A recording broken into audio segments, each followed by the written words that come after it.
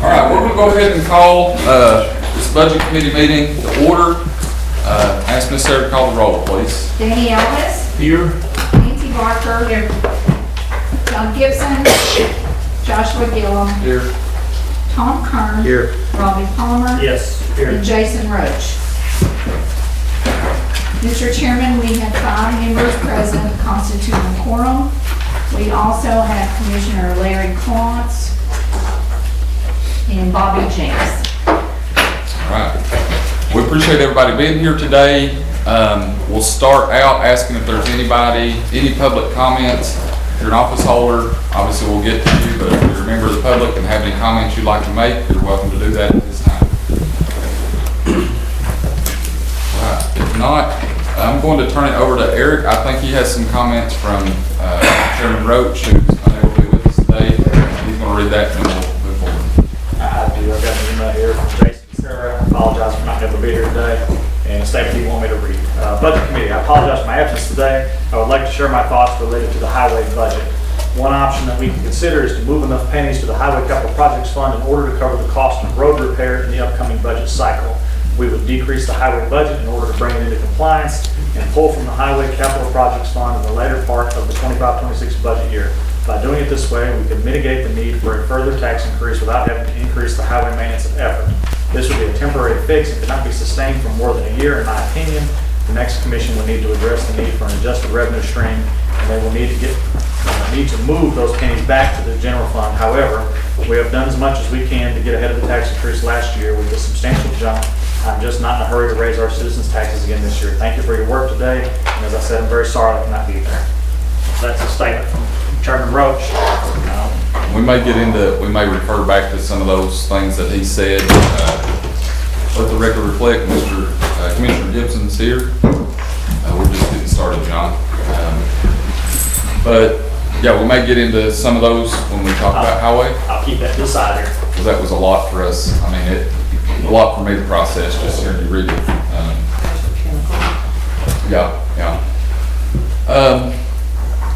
Okay, well, we've got a lot to cover today, and there's we can go about it 100 different ways. But what I thought we may do, if you have your green paper, which is the requests, we have 5 on our sheet, I believe. Eric told me he has a few more that are not listed here, so he has 4 others, so a total of 9. Thought we might just knock these out real quick, because these are new requests. Not just vote on those. Y'all don't have those? It's in the sleeve. It's in the left sleeve. Yeah, you got it. That's it, in the very back. It's like it should be in like the front pocket.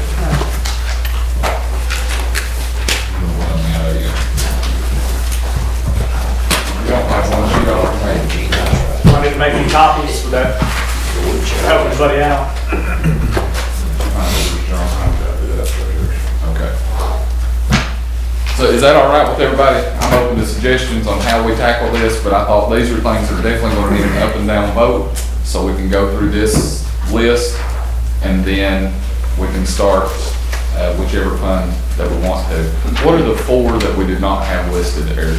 The 4 you do not have are all items that have been through personnel that are waiting on budget committee's approval. That is the mayor presenting the 2080. That is the veteran service request, the general sessions request that some of you heard just earlier today. And then also there was still a pending clerk and master request that was brought back up this fiscal year. So those are the other 4 that I have, unless anybody else is aware of any others that I'm not aware of. So I got Brent's, Judge Ross, Mayor, and what was the other one? Mr. Manning, Mike Manning. Front row here. Okay. All right. So first one we have on our list is part-time personnel for accounting and budgeting. That'll be found on page 16 of our binders. I'm going to turn there.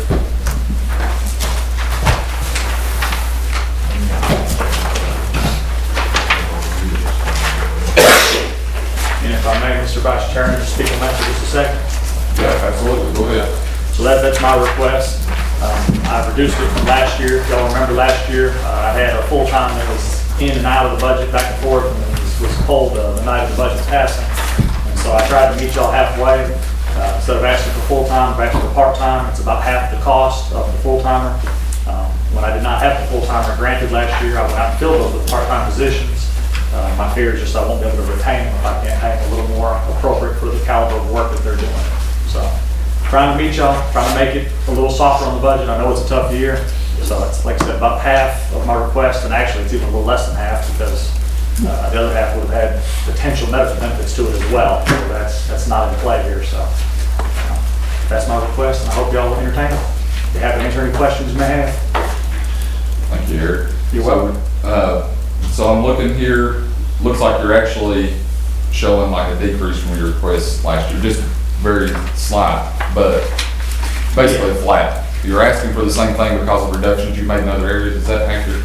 Yeah, well, some good fortune too. I mean, I've had a medical insurance reduction there, which, you can't really plan for, but it worked in my favor this year. So I'll be able to present you an absolutely flat budget, slightly reduced, even with step increases in there as well. So voluntarily cut a few lines, trying to be as fiscally conservative as we possibly can be, so. Well, question, anybody from the committee have questions on this for Eric? Eric, how many part-time personnel you got right now? 2.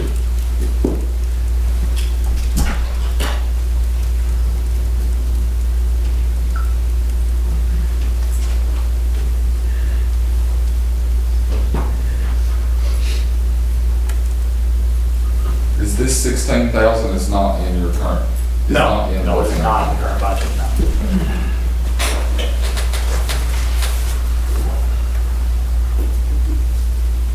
So you have 2 part-time, you want another part-time, is that what you're saying? No, this is just to make sure I can retain the 2 that I had and work them additional hours and pay them appropriately for the work that they're doing.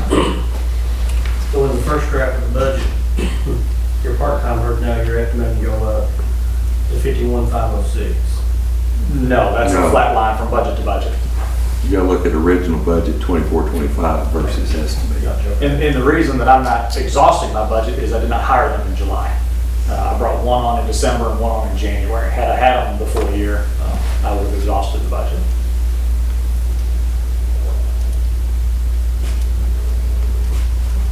One of them actually replaced a part-time person you already had, correct? Yeah. So since this isn't a new person, what does that essentially equate to in like man hours? Or is that how, is that the, Hard to say because it depends on the rate of pay, but that's with benefits. The base ask is actually 15 for salary. And so it'd be a potential of around another 350, 400 hours per person. Which of course with the raise would be less hours available, but benefit flushes out. And I can tell you that we got extremely lucky with these 2. They are awesome, work hard, know what they're doing, have certainly helped Eric a lot, have helped Teresa a lot, and that's taken some of the stress off of them. And it's also allowed me to keep my comp hours down a little lower this year as well.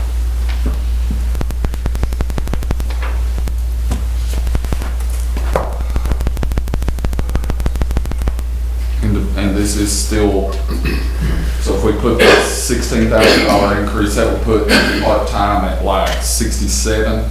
Correct. Okay. And you said this is just to increase our pay, not hire a new employee. No, I'm happy with the 2 that I have. Okay, so let me ask this question. If you're at 67 with 2 part-times, how would that compare with the cost of 1 full-time?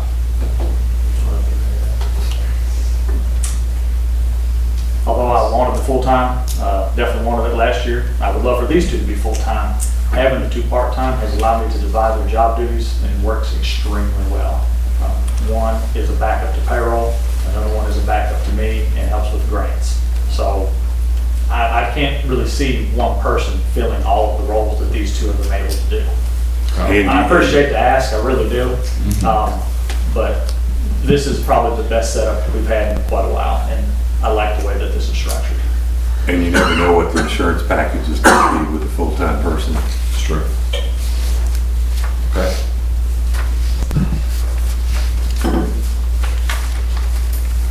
Other questions from the committee?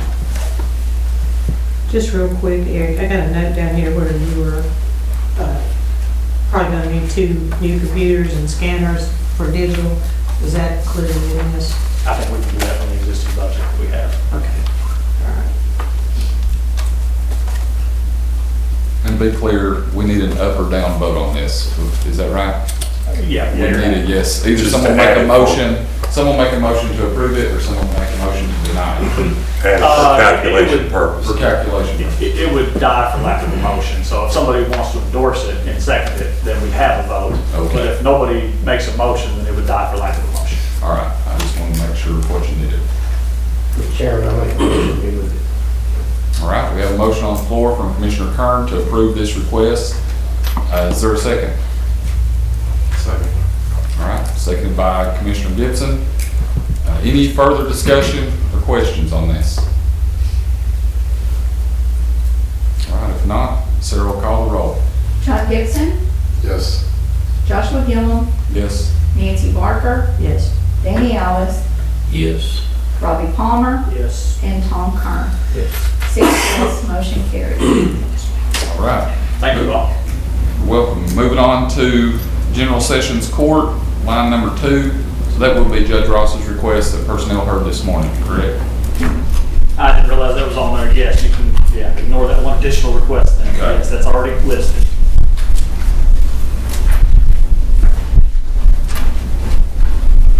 So those of us who were at the Personnel Committee this morning, Judge Ross asked that his office manager be moved from a grade 7 to a grade 8. Is that correct? That is correct.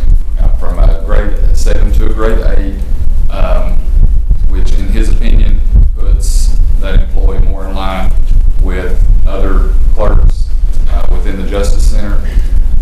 So that was the reason for his request. It's a long-term employee. She's on step 10. We're not sure the exact years of service, but she's been here a long time. And his budget is on page 22 of your binder. I'm going to go look at his entire budget.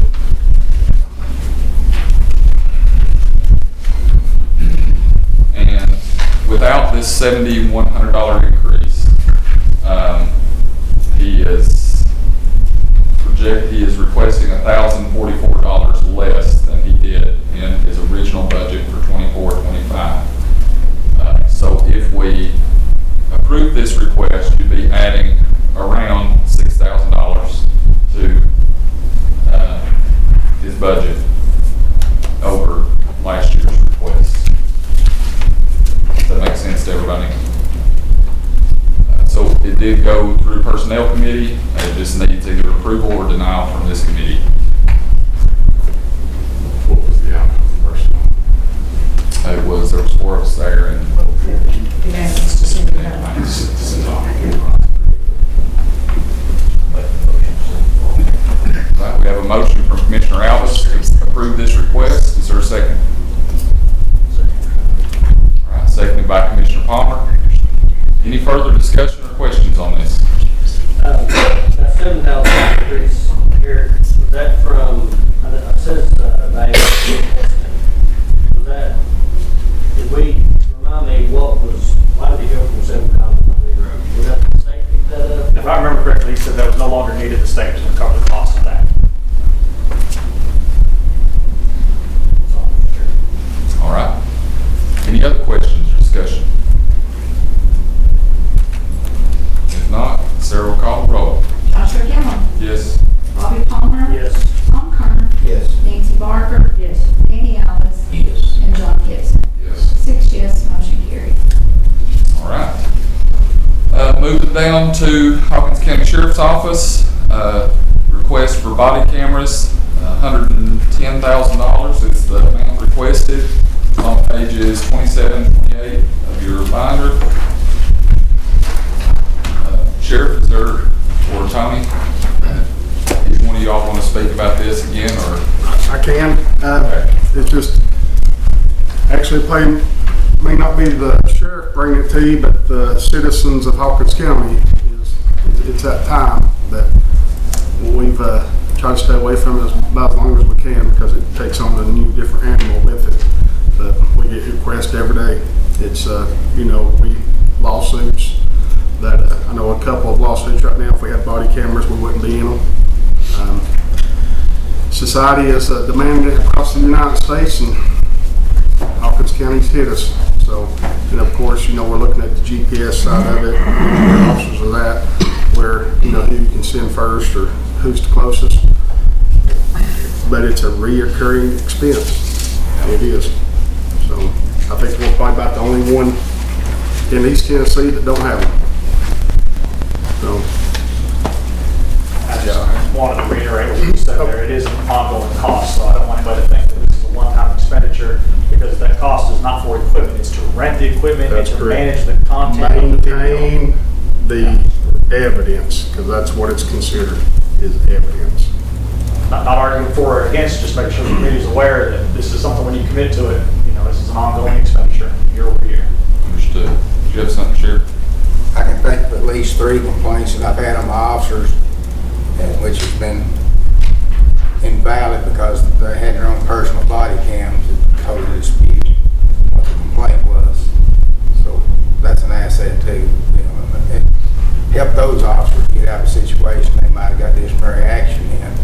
But that's just another angle to it. Plus, like the chief said, those lawsuits, we're getting all kinds of public record requests for body cams.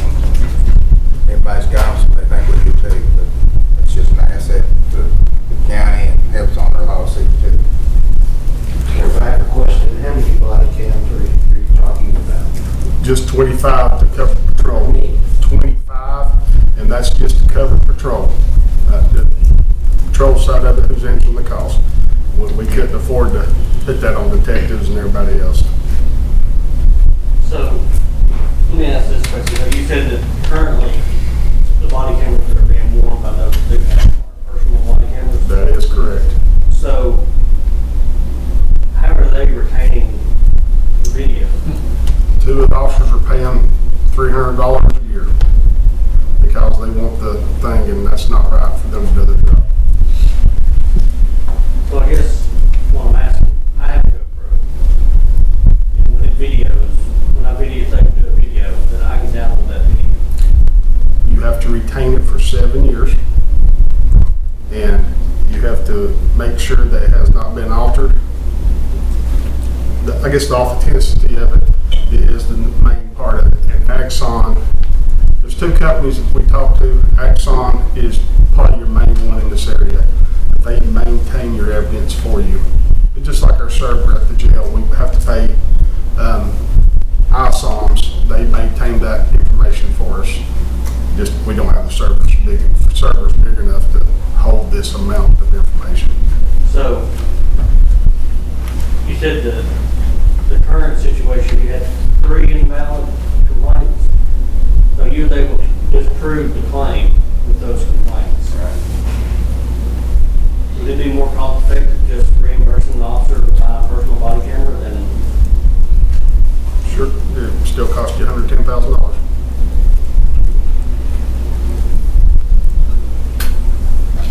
Yeah, I would imagine the record retention, the retention of it is the big thing, right? That's And the chain reason of why- custody. That's the reason why we have shied away from it, but it's got to the point where they've developed it where it's beneficial and you don't have to worry about it now. That So is it automatically sent to this company? It is. You've got two options. Is the one to maintain your server. I don't know if, I think Washington County maintains their server, but they've got like 4 IT guys. We've got Bubba. I could ask him to do that, to help us maintain that. And just to clarify, on county payroll, we had 0. Just want to make sure, Yeah. outsourced, So, there's somebody that they hired, but on county payroll, we have 0 as far as down here. Now, the school department's a different situation, but general county government has 0 IT department, so just want to reiterate that. whenever you sit in your car, you have a video, you have a hub, that they can charge it whenever they sit down and starts downloading. That's the cheapest option, that's what we're going for. Now, they've got an option that you can sit in your car and it automatically uploads wherever you're at inside of, Hawkins County, as long as you got cell service. I think that was like $480 a month, and we know we can't afford that, Per device. per device, so. And also, you can ask my officers, and chief, I was dead set against body camera, because I trained my officers, I trust them with a gun, my badge, until these last few incidences happened. And that totally changed my mind, because I was dead set against it. So that's all you see on TV is the body cam and all that, but when it comes to complaints, or something they come up on that's very serious, then it pays off. How much does one of these body cameras cost the current officer to buy? Like if they were to buy it out of the pocket? Well, I just know of the two officers that, one of them's got one that's like a GoPro, and it ain't really that good. The other one's got the Axon. They're renting the equipment, just like we would So how here. much does it cost them then $285, I believe, $285 a month. to rent their own personal? No, through the company, sir. You get in 3 years, your body camera is replaced, and in 5 years, your in-car camera is replaced. So the reason I'm asking the body cameras, so if you bought 25 of them, if someone's able to rent one for $285 a month, bought 25 of them, that's $7,125. If you're paying at most $480 for the service, then that's $12,000 for 25 of them. Then per month, Yeah. a year. You got a $10,000 setup fee and a $10,000 training fee. It's supposed to be around $90,000, but you got to get it up and running first. Does that include the car cameras too? Yes, sir, it does. I can definitely see the need. I think the question is how we pay for it. That's correct. That's the thing, and just to remind the committee, so if we approve this request, the value of a penny this year is around 123,000, 122. Well, you want me to go down that rabbit hole? I got a conversation there. No. You might want to let it go down that hole right now. I'll try to be brief. You want to finish this? So I just have one question about body cameras before we go on that. Yeah. Is it possible to do the body cams without the cars? Like, is it with contract? I'm not a contractor, how the service works. Is it Yes, possible to have body there is, but you miss anything got inside of the car because the body cam will not film outside of the car. You will get a steering wheel. You will not get a pursuit, and of course, it's one of the biggest things in the United States is, and also you don't get to record of the inmate inside of the car if you only use a body cam. So this would be, the car camera would be recording, looking out the front windshield and recording the inmate behind them. That's correct. And the conduct of the officer when he's outside. Yes, ma'am. Yes, ma'am, absolutely.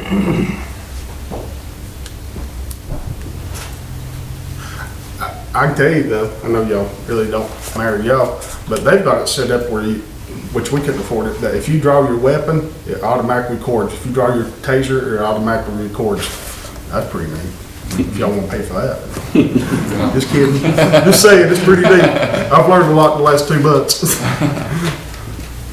And my general point was just going to be, if we approve this request, that's 110. We approve 16, so that's 126. We approve 7, that's 133,000.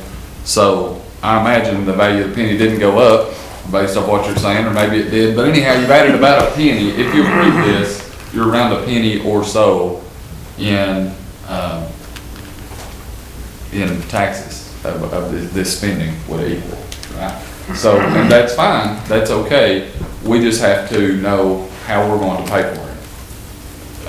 So just always keep that in mind. I don't know if there's other funds that we could pay for this out of other than general fund. You have any comments on that, Eric? I do, and I would strongly advise against that because of the fact that it's an ongoing nature. This is an operational cost, and and operational costs need to come out of your operating fund. Okay. Do we know, is there a fixed time that 110,000 is good for? Like, I know it's 5 years. 5 years? Yes. Would it It's actually, decrease it's slightly actually in 90. It's actually 90, but you gotta have 10 for, set up your equipment, install of equipment, you gotta have 10 for training of it. Is that a So, year one cost only? That is a year one cost. So the ongoing cost is 90. Is years, 90,000. 2, 3, 4, 5. Yes. 90 and maybe some change, a little bit more, a little bit less. It's right at 90. I think that's a big thing to look at that. I know it's close to, $100,000 expense, but it's a risk or reward versus what's one lawsuit gonna cost you? I got you. I don't think you would find a lawsuit that wouldn't cost more than that cost of that body cam. Mr. Chairman, I make a motion we move it. I'll second it. Have a motion by Commissioner Kern to move this forward, seconded by Commissioner Gibson. Any further questions or discussion? Yes, so, and you said we cannot pay for this out of our drug fund? You do not want to sustain an ongoing cost out of the drug fund because you do not have funds going into the drug fund. You will deplete the drug fund within a few years. So, what happens to, where does the money go when we sell confiscated vehicles or property related to the drug bust? Used to, I could make money for you. Now I can't because we don't seize anything. You don't seize hardly Why do we anything. not seize anything? Because of the laws has changed on it and they have really tightened down on it. It's, I don't know if y'all know, Detective Lee, she's the one who does all the state stuff. For her to seize, for one of our guys to seize one car, she actually, probably about 4 trips to Fall Branch, and it takes about a year and a half to get that through. By the time they're sitting there, So it's not much. if you make $100,000 drug bust, we don't get any of that money. I would like to have, I don't know if, you ever got $100,000? I don't know if $100,000 drug bust has ever happened in Hawkins County. Well, I'm just saying, like, that's just for conversation. So, I mean, if we make any kind of drug bust, Yeah, there's some money, not a lot. I mean, I think this year I done around 67,000. But you also gotta pay, you still gotta pay to buy your drugs and to buy your, to pay your informants. I asked this question last month, I guess, Chief, about taking it out of the drug fund. And I think $700,000, is that what is in there currently? It is. And I think your statement was if we start taking it, it will deplete it. It will. Well, what's the magic point, figure to get to before we ever start using it? Oh, your drug fund's used every day. It's used all the time. It's used every day, sir. So I run the narcotics unit.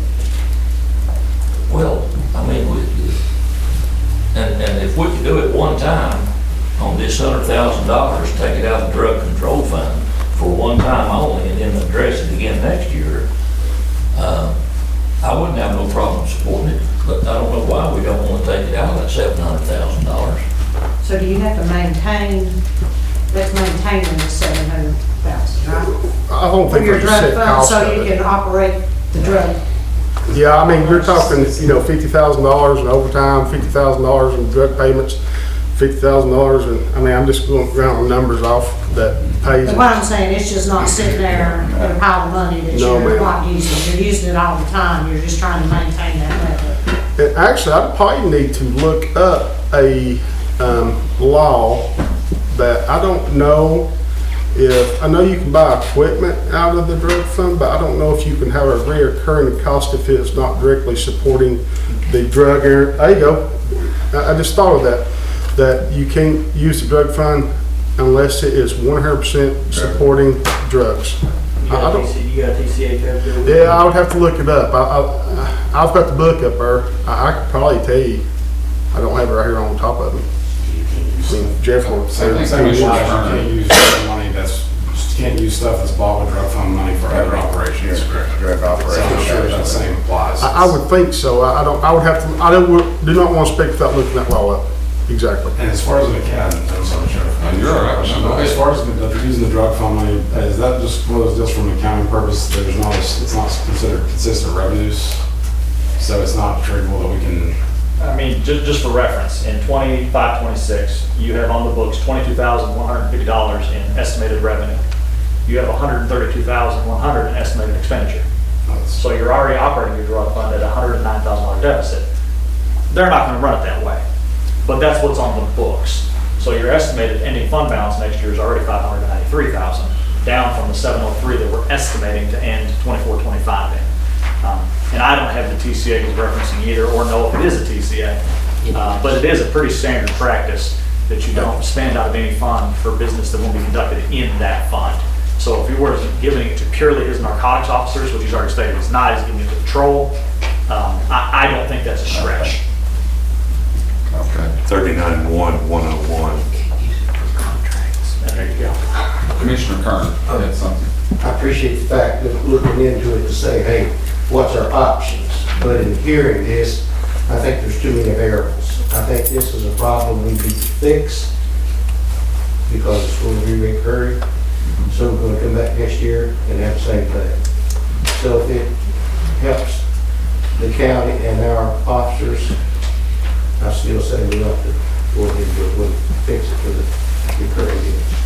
I'm all for the body cameras and having cameras. I think that's a great idea. What about fees for, if somebody requests the footage? It falls under open records request. It's not very much. I think the most you can charge, I don't know, Eric might be able to tell, I don't know. Fees can never be used to deter somebody from having Yeah. access to open records. So, I mean, it's not a very beneficial venture for as far as generating revenue. Right. Commissioner Palmer. What's the difference in, do we have a difference in price between body cameras versus the in-car cameras? Like if we were to just purchase the body cameras? No, I didn't. I don't believe that one's gonna, if you're gonna do it, you're gonna run into problems of why didn't you have an in-car camera, or why didn't you have a body camera? And you will not get videotape from a body camera behind the steering wheel of a car, as of course pursuits, wrecks, whatever. Actually, one of our officers got right out of the road, and he had a body camera on his camera and said that he ran him out of the road, and you clearly see the guy runs over in front of our officer and goes back out. Our officer wasn't doing anything wrong. He tried to say it was our officer ran him out of the road, and that saved him. Just real quick, TCA 39-17-420 defines allowed expenditures. Monies can be used for local drug enforcement programs, local drug education programs, local drug treatment programs, and non-recurring general law enforcement expenditures. There we go. Commissioner Palmer, I got to answer your question. The Sheriff's Association and the District Attorney's Association have been battling this seizure stuff for the last 5 years. And we're fighting a losing battle because of all the things happening in Memphis and West Tennessee and around Nashville. Those people coddle the drug dealers and taking them poor boys' money and their cars and all that. So it's really affected us in East Tennessee because they don't want to mess with the drug dealers in the Nashville area and Memphis area. Sounds like we got a lot of corrupt people in Nashville and Memphis. Absolutely they They're do. not willing to turn money back over to the counties.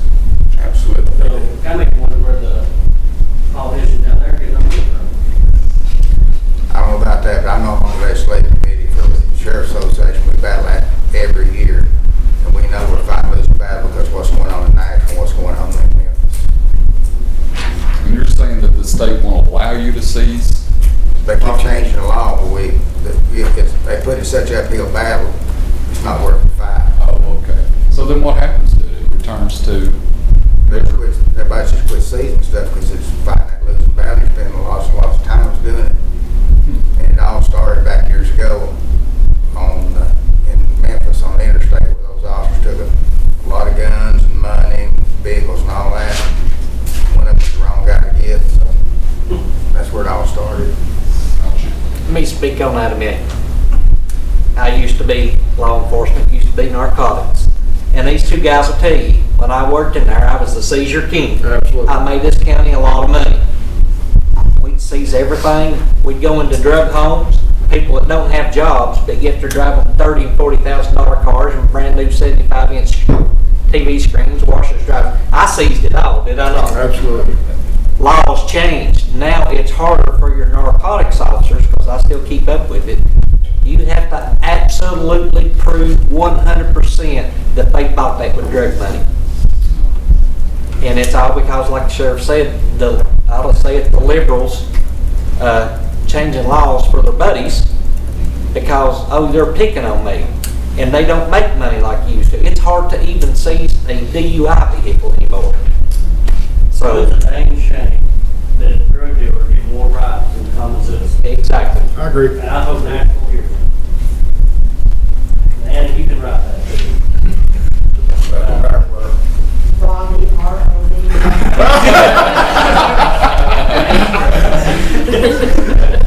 All right, is there any other discussion on this? We're ready to vote? I don't have a problem with it. My only concern is how we pay for it this particular budget year. That's my main concern, but, if there's no other conversation, Ms. Sarah, go ahead and call the roll. Robbie Palmer. Yes. Tom Kern. Yes. Joshua Gillum. No. Nancy Barker. Yes. John Gibson. Yes. And Danny Ellis. No. 2 no, 4 yes, motion carries. All right. Moving on to EMA, other EMA salaries and wages, safety designee, salaries and benefits at a cost of $6,459. It's on page 33 of our budget book. That budget. I believe Mr. Andy is here. May have, so do you have anything you want to share before the committee asks questions, or you just have questions? Well, I'll just tell you guys, like I did on an earlier meeting, this program was started in 2012, I believe it was. Sounds right. And it's the same amount of money it has been designated, which was 20 hours. So that's what they're paying me now. So for 13 years, it's been the same. 20 hours a month. Yeah, A month. a month, what did I say? I usually say, that's what Oh, I'm yeah. saying, that's 20 hours. 20 hours a month, not a week. That's 2.5 days to do all the inspections. Everything has changed. More inspections involved, deeper, more involved inspections. And all I'm asking for, I'm not asking for an increase in the amount of pay or anything. Like I said, 13 hours, or 13 years has been the same. I'm asking for the time to do the job properly, which I'm asking for 40 hours a month, and that would be $6,000. You're saying, your job, to be clear, when you say your job, going around making sure that we're compliant with fire codes and Yes. and those type of things, is that correct? There's an agreement, the agreement that the county entered into and reinforced when I was appointed with the Department of Labor, stating that each work site should be inspected every 30 days. Well, the amount of places that we have to do and the amount of, or that I have to do, and the amount of distance between 2.5 days a month is not enough time to visit all these places, and especially with the extra inspection procedures that our insurance companies requested we do. And I've also taken on fixing some of the problems without having to bother maintenance.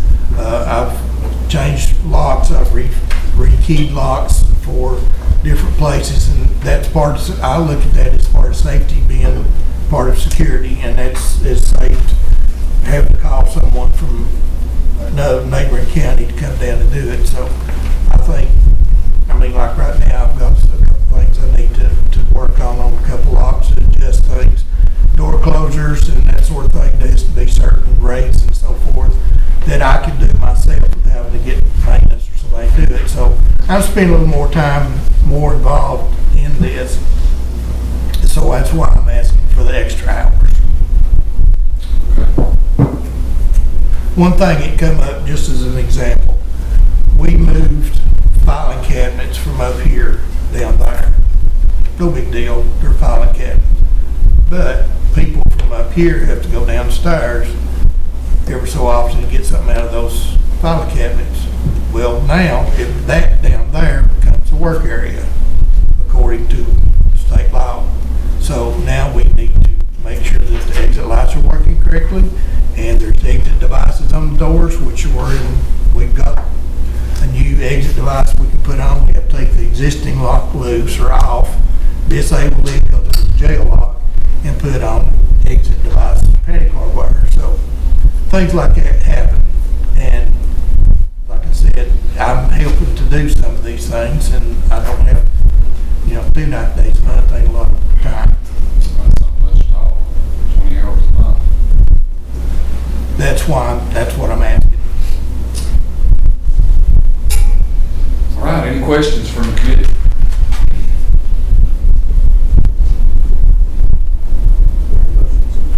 All right, I have a motion from Commissioner Palmer to send this on for approval.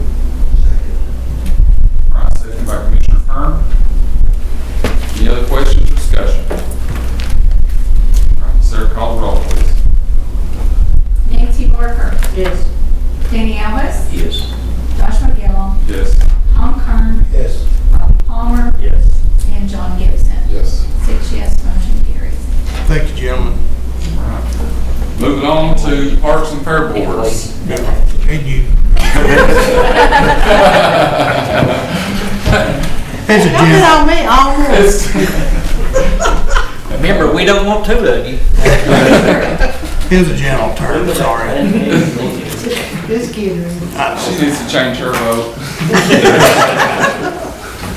All right, moving on to Parks and Fair Boards, requested a motor vehicle for $43,150 on page 38, 39 of your budget book. The committee requested that we check on having the St. Clair Park contracted out for mowing. They also requested that we look at what it would cost us, the cost of our employees, the cost of gas to drive down there. I did that. That's at the top of your page I just passed out. We got 2 quotes. One was for $200 per mowing, the other was for $225. Now, if it's a very dry summer, that wouldn't be a lot. But if it's a very wet summer, that would be more. That's the only way that we could get a quote is per mowing. The difference in what it costs us to drive down there and mow it and what it would cost with the cheapest quote is $22.49. But remember, we're still paying those employees even if they don't go to St. Clair mow. We're still paying them. So you wouldn't be coming out even as the figures show. You also asked me to get quotes for a cost of a $1,500 instead of a $2,500 truck. And those are at the bottom of the page. There's $5,579 difference in state bid cost.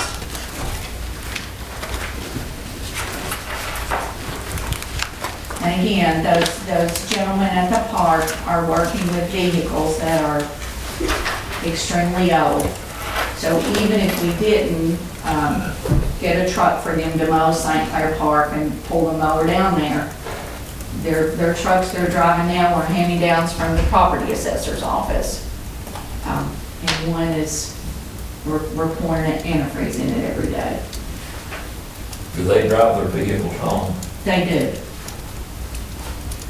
Well, I think the request was mainly to be able to pull a trailer of mowers Yes, down to St. Clair. yes. And so we can get it mowed for $200. I mean, if you mow 25 times, in the summer, $5,000.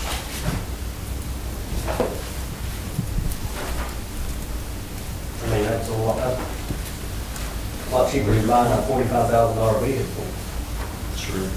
I think what she's saying in the long run, you're only gonna end up buying a vehicle anyway, so. Eventually. So after these die, These unless, vehicles, so this Ram truck, if we're not driving up to St. Clair, it'd stay at Laurel Run, right? it would, or the director would drive the truck.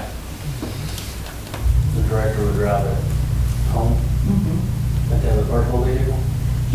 When he leaves home in the morning, he picks up an inmate at the jail, takes them to the park, then he returns the inmate back to the jail on his way back home every day.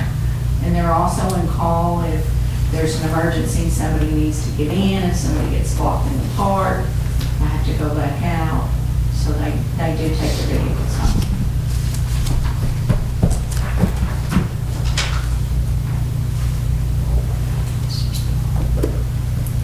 questions from the committee on this? I just think, personally, in my opinion, is we can mow St. Clair Park, contract it out, cheaper than buying a vehicle to drive to St. Clair. Because the request was for driving the vehicle to St. Clair and mow, to wear and tear on the truck, and the cost of to do that, to buy a new vehicle to do that. What about James' old truck? We just bought him a brand new truck a year or two ago. It went to his other. It went to Steve Armstrong, Steve Armstrong.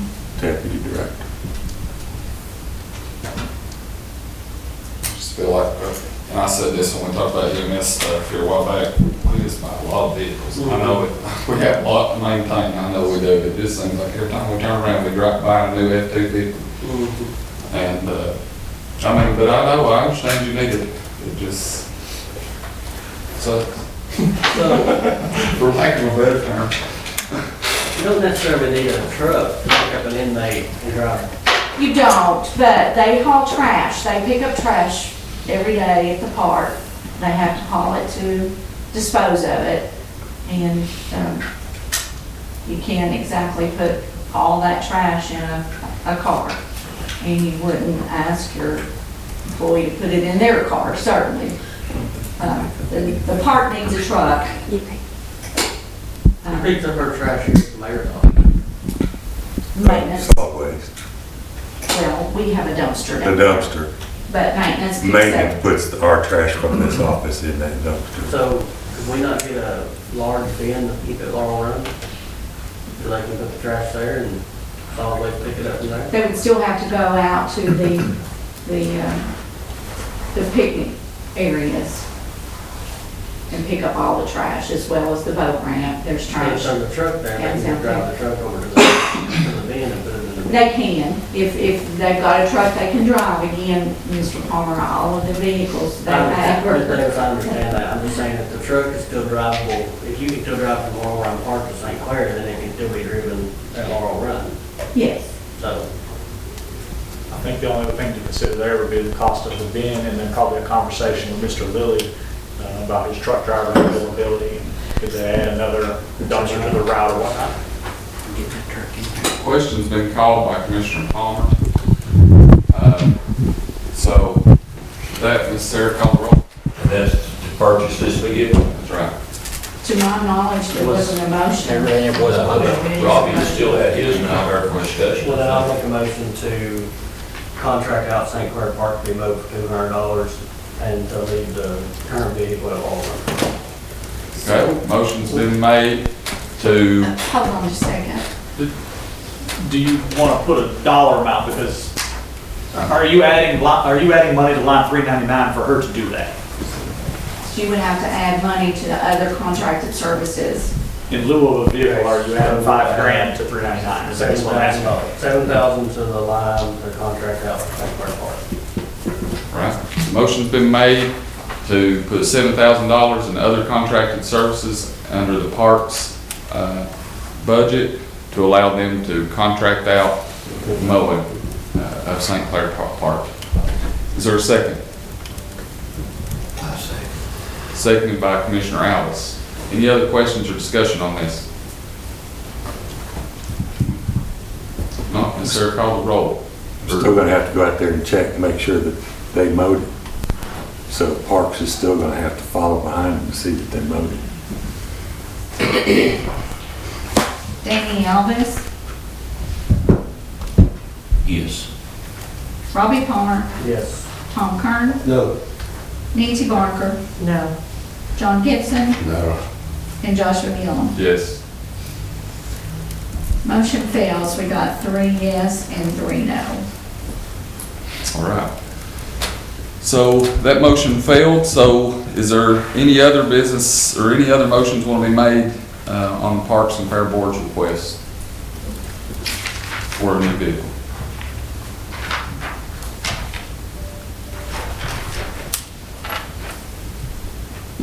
If not, we're going to move on to the mayor's request. All right. So moving on to the mayor's request Sit on, Chairman. You want to speak about what you're asking for, Mayor? Well, I think everybody on the committee was here last year when I explained this. Bobby's probably not, excuse me, Commissioner Jennings has probably not heard the rationale.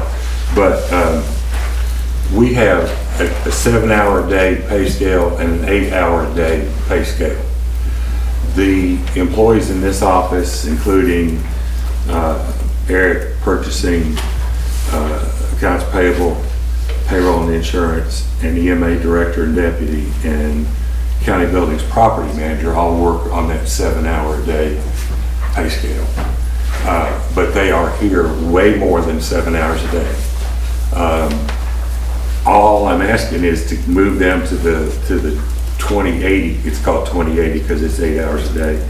The other one's 1820. Move them to the 2080 pay scale in recognition of the hours that they work. We're not going to change any hourly rates.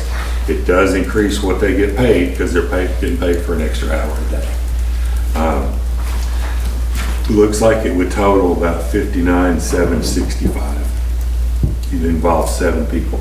How much? $59,765.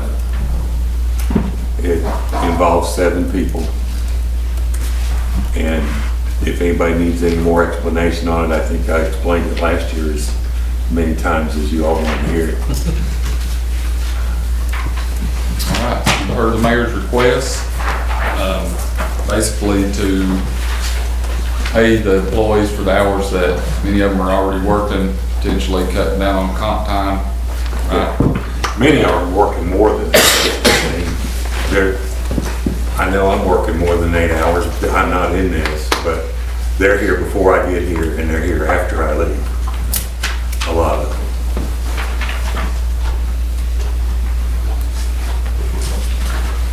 So at a cost of what page is your budget on? Or This would actually encompass 3 different pages. It would be accounting and budgeting, EMA, and county buildings.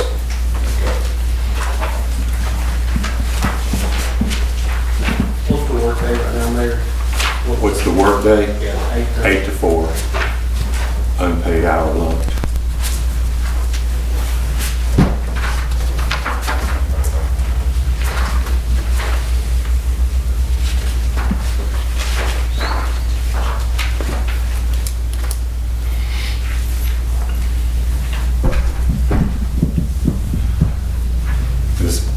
We have quality people that work a lot of hours, and I'm kind of like Eric. I don't want to lose them because we're not being fair in the pay.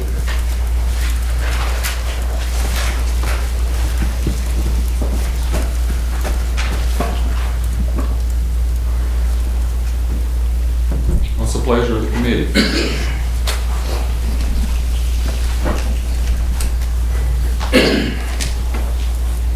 How many, or what's our other offices? Are they on the 2080 scale now, the rest of the county office?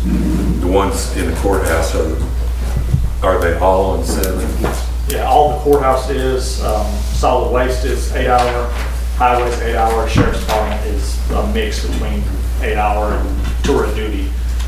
But the majority, minus last year, you adjusted the 2 maintenance personnel in county buildings. So the courthouse is on they're on the 2080 scale? No, 18. They're on 1820. They're on a 7-hour workday. But remember, those offices shut down, close at 4 o'clock. We shut the front door, but we don't go home. They shut and go home.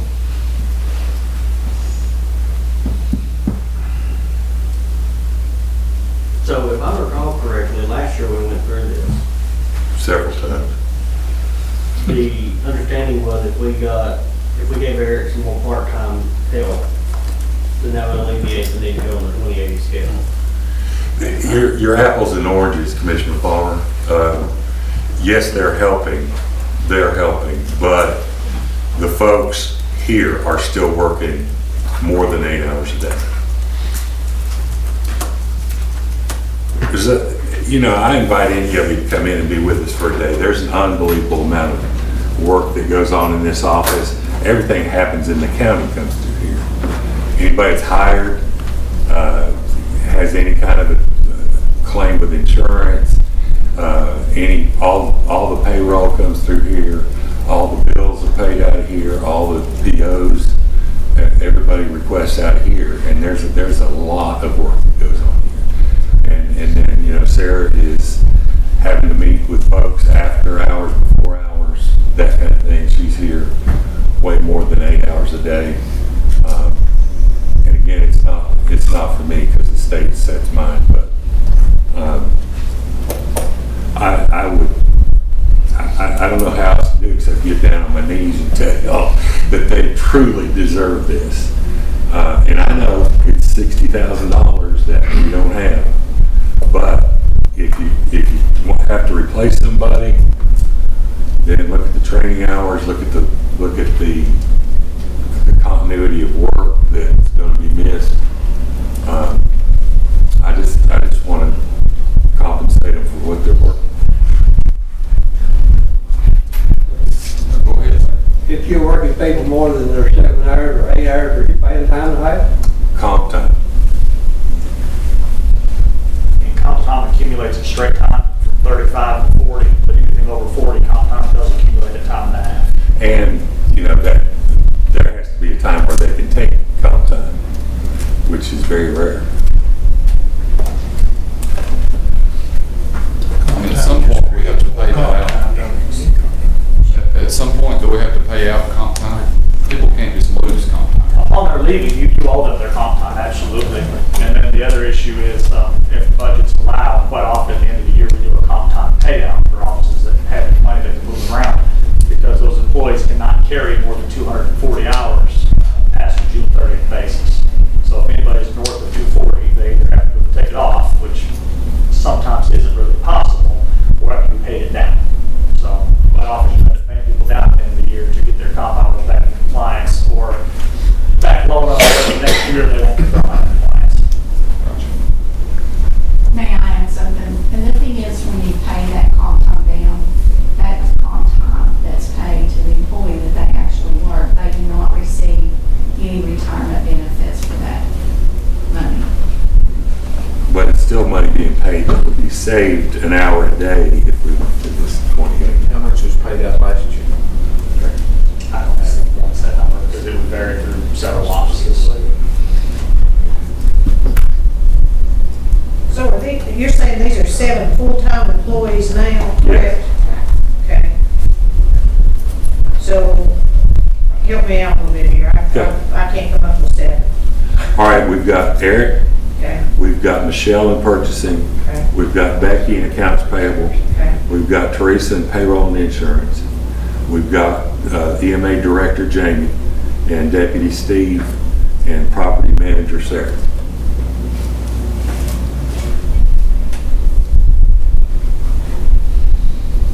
So did we, you said Jamie, that's not counting his 2 employees, correct? It's counting Steve as the deputy, but not his part-time.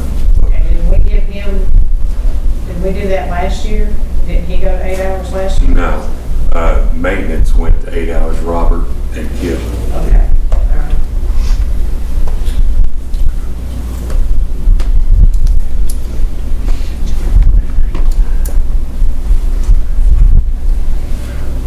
What's the pleasure of the committee? It would change the work hours to 8 to 5 also, keep this office open, keep the front door open another hour, but they'd be here after 5 because they're already on.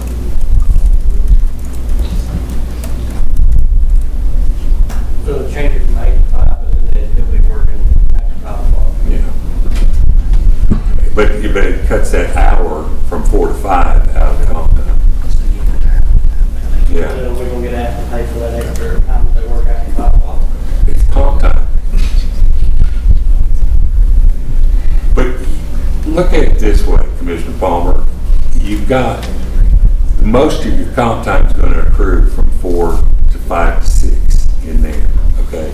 So if you're paying comp time 4 to 6 now, and you go to this, then you're only paying comp time for 5 to 6. I understand that, I don't understand why when your work day goes forward, you go home at 4 o'clock.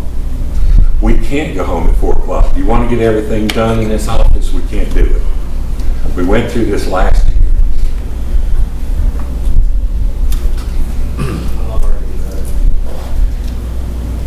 I'm not arguing about it, I'm just telling you the facts. Any other questions, discussion? I agree with Commissioner Palmer. It's, I've worked in factories at 3, 4, 5 o'clock, whatever. You go home. You go back to the next day. Yeah. You go home at a factory because that's quitting time.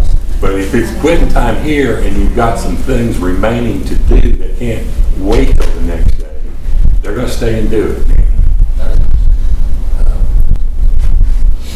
I'm done arguing because I'm not making you all believe me.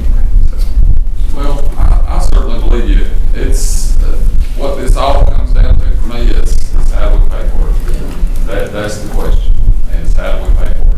And, I understand that, Mr. Chairman. Yep. I understand exactly what you're saying, but we need to take care of the home fund. We can't take care of our employees, and what I'm hearing, we either pay it or we're doing comp time. If you do comp time, if people have to be off, it'll cost one way or the other. I make a motion that we move on. All right, motion's been made by Commissioner Kern to approve the mayor's request of $59,765, move 7 employees to the 2080 pay scale. Is there a second?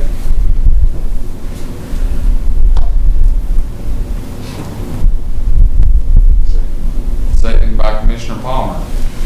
Questions or further discussion on the motion? So how many do employees get breaks throughout the day? There's not, That's required by law. we don't have an official break time. They break when they can. And they do take breaks. But, it's required by law that they get a break.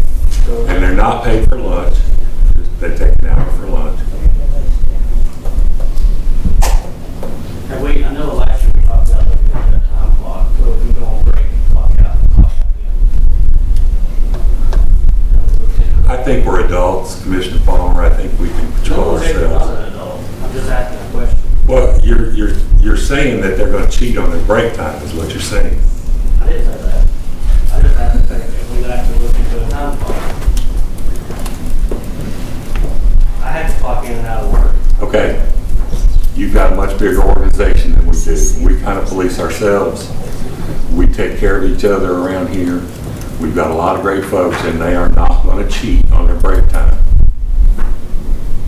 May I speak? Yes. Last year, we lost our stormwater manager, Vince Fisher, in January. I took the responsibilities of the stormwater on without any additional pay. And I did that job for 8 months. I had more comp time than either of the 2 maintenance employees. This budget committee approved that the county buildings employees be given 2080. There was a dollar set to that, $19,000. They asked for the amount, and the mayor gave it to them. That was approved. When it went to the county commission on the night to vote for the budget, they discovered that I was in that amount. It was for 3 employees instead of 2. You would be getting more bang for your buck for $19,000 for 3 employees. But they thought it was for 2. The money was okay. They were willing to spend $19,000. But when they found out I was included in that, they pulled it. My name was called out in the commission meeting, and I was embarrassed. I worked hard for this county. The first year that I was here, I saved $43,000 in my county buildings budget. My communication budget was $30,000 when I started here. I'm asking for $11,000 now. I felt like I was discriminated against, and I was pulled out of the 2080. Right now, I have around 260 comp hours. 100 of those I carried over from last year. I turned probably 17 vacation days into sick because if I took off, I took my comp time instead of vacation time. I didn't use any vacation time last year because I was using my comp time when I was off. Whenever I get calls from any of you after hours, even if I'm at home, Jeff Barrett even called me one day when I was on the lake and I took his phone call. None of those calls are counted in my comp time. If I'm not sitting at that desk right there, I do not count any of those calls as comp time. If I take a day off, I'm on my phone at least 4 to 5 times a day. I feel like I'm not asking for a raise. I'm not asking for any more money, but I would like to be paid for the work that I do. That's all I have to say. Thank you. Thank you, sir. All right, any other discussion or comments on this? Questions? If we approve this, if the employees are, I think 5 o'clock, work stop and go home. And that, I mean, this is And if you want something done for the next day, then what are they I gonna feel do? like from 8 to 5, that is a lot of work time there. There's a lot of work done in here, Commissioner I Palmer. understand that. I'm not getting into this discussion with you, Mayor, because I understand what work gets done. But the argument now is, when we shut our doors at 4, we should work at 5. At 5, we give them an extra hour, then they need to go home at 5 o'clock. That's my request. Well, to be fair, I mean, to the mayor, our job's to allocate funds. It's your job to run your It's office. just like the time clock. You all can't say, put a time clock in. That's a management decision, not a But- financial decision. But we're also don't need to be sitting up, you don't need to be sitting here accusing us of not knowing what's going on and not knowing how things work. I am. Okay. How many of you have been here for a whole day to see what goes on? What I'm saying is, you're asking for an extra hour. What I'm asking is they need to go home at 5 o'clock. Because then when's the next argument gonna come up? Well, they work till 6, they should get paid till 6. There's 2 pay scales, Commissioner Palmer. 1820 and 2080. We can't put another pay scale in place. Well, we asked last year, we go home at 4. If we approve this, then they need to go home at 5. If it's 8 to 5, I think if there's something that needs to be done, that should be top priority of the day. That's my opinion. I'm entitled to it. You don't have to like it, just like I don't have to like yours. I've always tried to work with this department. I've always tried to make sure if I'm in a meeting at 4 o'clock, I try to wrap it up. I try not to contact anyone after hours because I know you're busy and you have that time after hours. So personally, Mark, I don't appreciate you sitting here and telling me that I don't understand what goes on. You're not in this office, Commissioner Palmer. Okay. Mr. Chairman, I call the question. All right, question's been called. We'll take a vote on this motion, $59,765 for the mayor's employees. It's for calculation only. For calculation purposes, that's correct. All right, go ahead, Ms. Sarah Caldwell. Nancy Barker. Yes. John Gibson. Yes. Danny Alves. No. Tom Kern. Yes. Joshua Gillum. Yes. And Robbie Palmer. Yes. Thank you. 5 yes, 1 no, motion carries. Thank you all.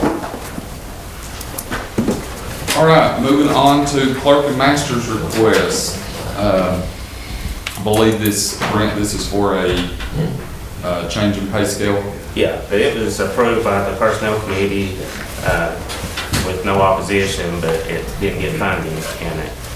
So I requested funding. I think one of the reasons, or one of the requests that was made was that I tried to find money within my budget.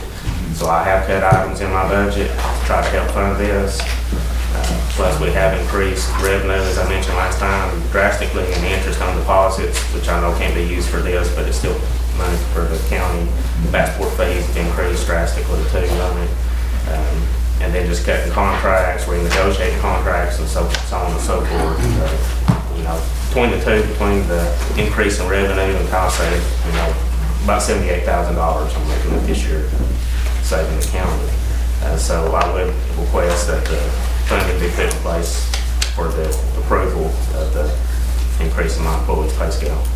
You said between, with the increased revenue by 78,000, or is that? No, That is combined with cost? Combined with what I've cut out of the budget, lower contracts and increase in interest. Hold on just a minute, what page? 24, you're on page 24. All right, go ahead, Brent, sorry. So it's, we save money by changing delinquent tax software, getting rid of some leased scanners that frankly we were just getting hosed on. We started buying those instead of leasing them.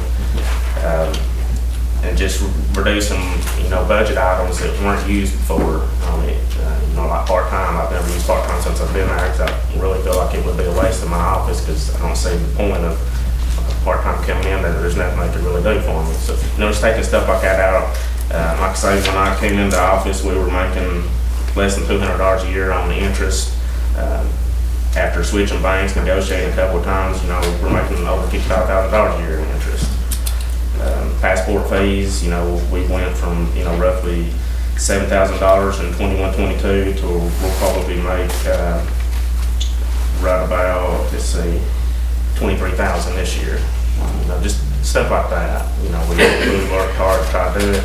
I know last year our office supplies and stuff got cut by the budget committee. I'm not asking for that to be increased. I hope that y'all look and see that I've not asked for stuff through the past years, frivolous stuff or anything like that. And like I say, I've taken the efforts to try to cut our budget this year as well. So, borrow your phrase, I took a chainsaw to it. And, so, like I say, the pay grade increase was approved by the personnel committee, so I just like for it to be funded this time. What is the cost of this?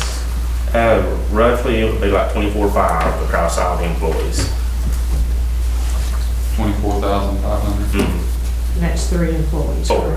4. Yeah, and we've got, of those employees, the 4 employees, that's 53 years combined experience. I've got one at 21 years and one at 20 years, so I'm not had any turnover in my office since I've been there.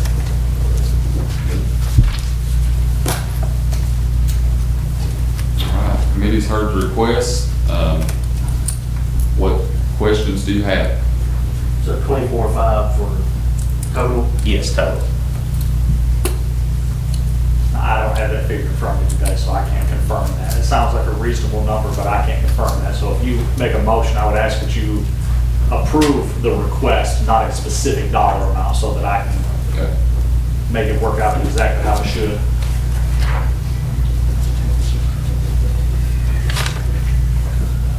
My only thing to the committee is what I've said about everything else, how do we pay for it? Now, he's laid out how he is cutting his own budget and raised revenues in his department. And we certainly appreciate that. What happens to those like interests that we get off, like he said, he's increased the interest? Does that just go into the general fund? Most of his fees will flow back through revenue accounts. I think the interest goes on debt service. I believe what Eric had told me. If it's idle funds that Shanks has, Well, just interest on our bank deposits that we turn over. I think you told me once before it goes to debt service is what that's used for. Shanks does. I'm not 100% sure where yours is flowing through, but you'll see clerk and master is 45550 on page 4, and I am projecting an increase in his revenue this year of $10,000. So it would kind of coincide with the statements that he's made there.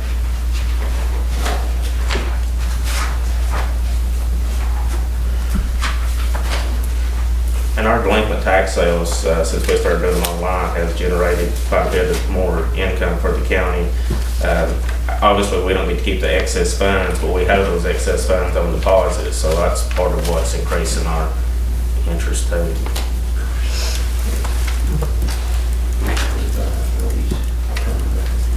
You currently have 3 7s and 1 8.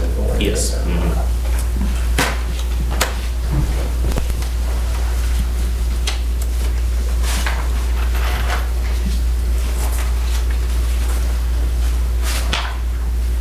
questions? Mr. Chairman, in light of what I see that he has cut in return, and I appreciate that, versus what he's asking for, I think you've done a good job. Thank you, sir. With that, I'll make a motion to take it. All right, we have a motion by Commissioner Kern to grant the clerk and master's request, seconded by Commissioner Palmer. Any other further questions, concerns? All right, Sarah, call the roll. Joshua Gillum, No. Robbie Palmer, Yes. Danny Ellis, Yes. John Gibson, Yes. Nancy Barker, Yes. and Tom Kern. Yes. 5 yes, 1 no, motion carries. Thank you, ladies and gentlemen. We got you on that. Good job. All right, moving on to Veterans Service Office. Mr. Manning's here with us. Personnel Committee, I believe, heard this request. I was asking for the number so I can make the motion to, I'll second his motion. Okay, what motion are we making? To grant his request? Yes, sir. Just to clarify, was a grade 8, step 7 for my deputy, which is approximately $1,800 a year, which equates to $150 a month that this county would have to fund. And oh, by the way, it turned $1,200 in this year and last year. Grade 8, step 7. Yes, same as me. And I don't get comp time. I don't work a 40-hour a week. I won't get into the emotions of that. Just, pay her what she deserves. All right, so a motion for grade 8, step 7, to move his deputy to grade 8, step 7. Is that correct? Mike, won't you say that number was again? The number, the overall increase, and Eric can do the math, but it's just over $1,800 a year, which equates to $150 a month. I don't do math in public, but you can figure it out. I wish I didn't have to do that. Her current salary is $41,955, and the request would yield $40,3863.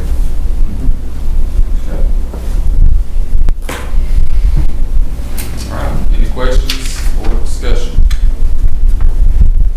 Not, Sarah, call the roll. Joshua Gillum, Yes. Tom Kern. Yes. John Gibson. Yes. Nancy Barker. Yes. Danny Ellis, Yes. and Robbie Palmer. Yes. 6 yes, motion carries. Thank you all very much. All right, that wraps up the items we have on the additional request. We got his general sessions. Oh, Yeah, so we didn't realize that. Next thing we want to discuss COLA. Is that all right, everybody? We have the COLA calculation sheet in our sleeve as well. I'm going to take a break, Chair. I just suggested. That's a great idea. I knew Danny was busy. Let's take a 10-minute break, be back in at 11:30. Can you turn on your mic? Okay. Thank you. We'll go ahead and reconvene here, starting on page 21, Administration of Justice Circuit Court, and then criminal courts at the bottom of the page. Anybody have any questions about that? Want to make any adjustments? We'll entertain a motion to move it on. All right, we'll have a motion to approve the budget, these two budgets as presented.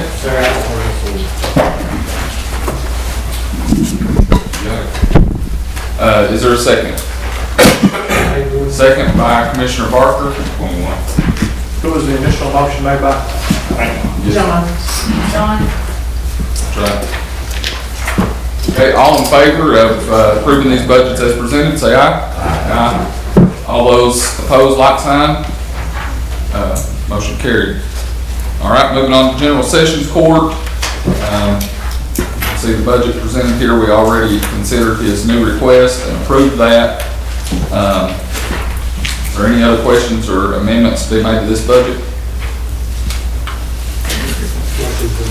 All right, have a motion by Commissioner Palmer to approve the budget as presented. Is there a second?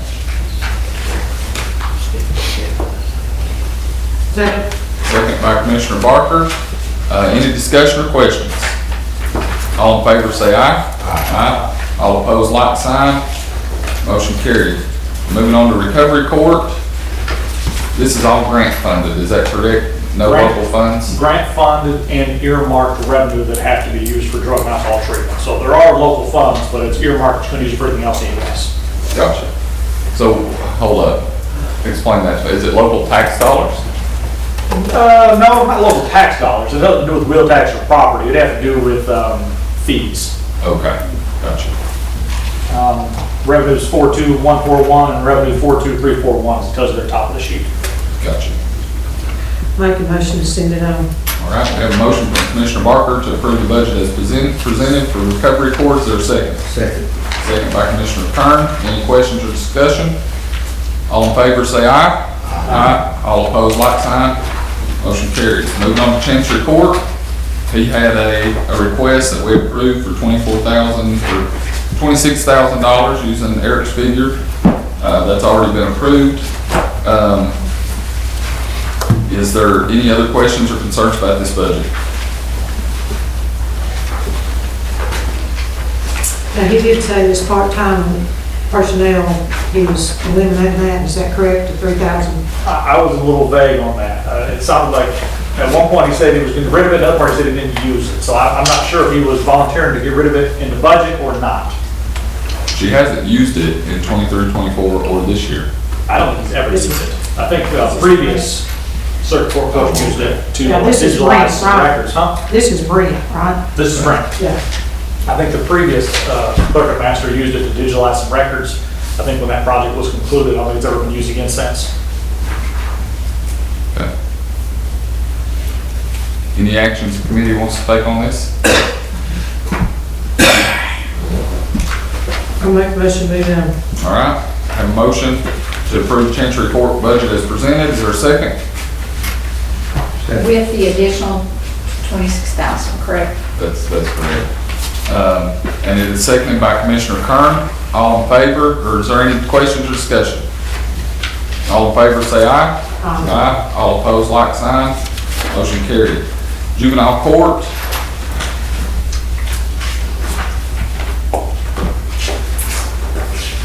Is there a motion to move this on? So moved. All right, have a motion for Commissioner Alice to approve juvenile court's budget as presented. Is there a second? Second by Commissioner Palmer. Any questions or discussion? All in favor say aye. Aye. All opposed, like sign. Motion carried. Courtroom security.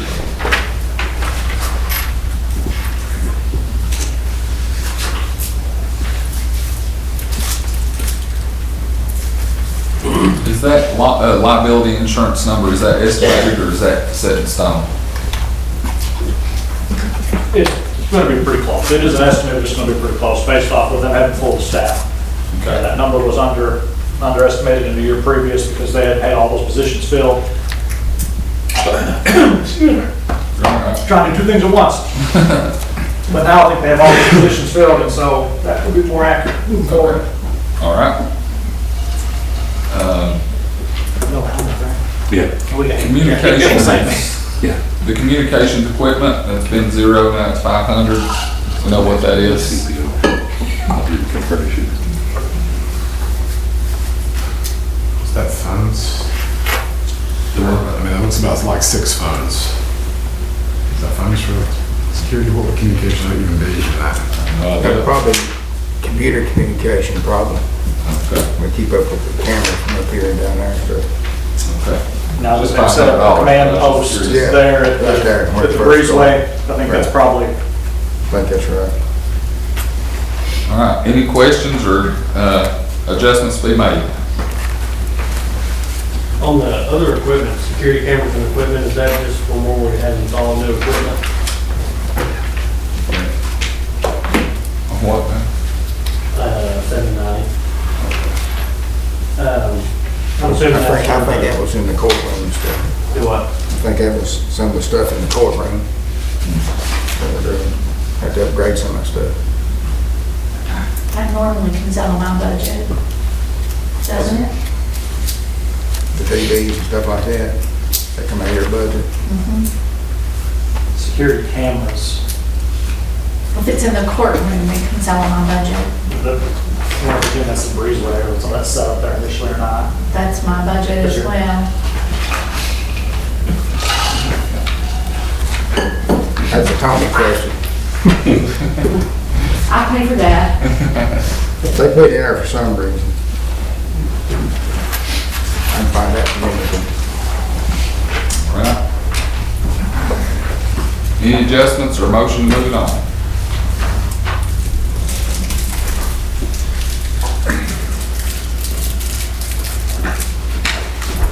Make a motion, send it on. All right, we have a motion from Commissioner Gibson to approve the budget as presented. Is there a second? Second. All right, we have a second from Commissioner Barker. Any questions or discussion? All in favor, say aye. Aye. All opposed, like sign. Motion carries.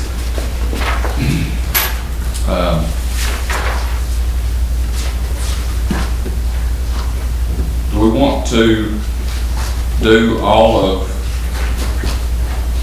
the rest of this applying to the sheriff together? I don't know if they're all in a line or not.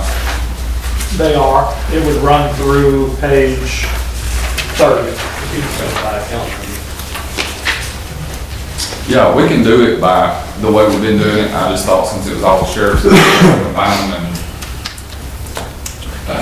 if not, you can make a motion just to do this first section that we're looking at, total sheriff's office.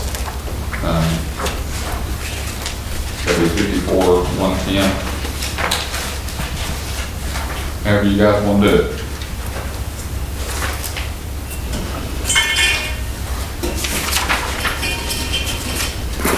If you are looking at all of it, I have a comment. If you're looking at it by department, I'll wait till you get to the jail. Well, go ahead and tell us what you got. I was talking to Tommy earlier, and he referenced that he had looked to see if there was anything he could make some cuts on. He referenced 4210, 422, food supplies. And he said he was comfortable knocking that request down to 400,000, which is a $20,000 reduction from the original ask. He said some of those food prices had stabilized, and he felt that 400 even would be sufficient. Okay. That was under corrections. Under corrections, 54210, 422. It was listed as 420, knocking it down to 400.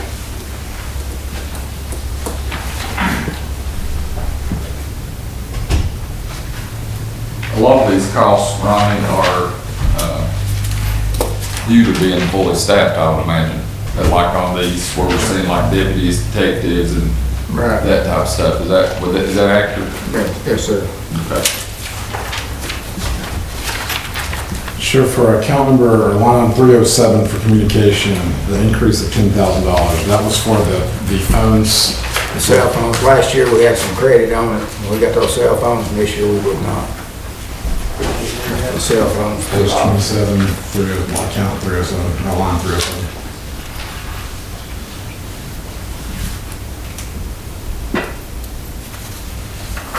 If I'm not mistaken, I believe you all even did a budget amendment this year in anticipation for that cost, but then due to the credits, it wasn't necessary, but next year those credits will be fully exhausted, so. That's why 24, 25 didn't really match 25, 26, because you're seeing the credits.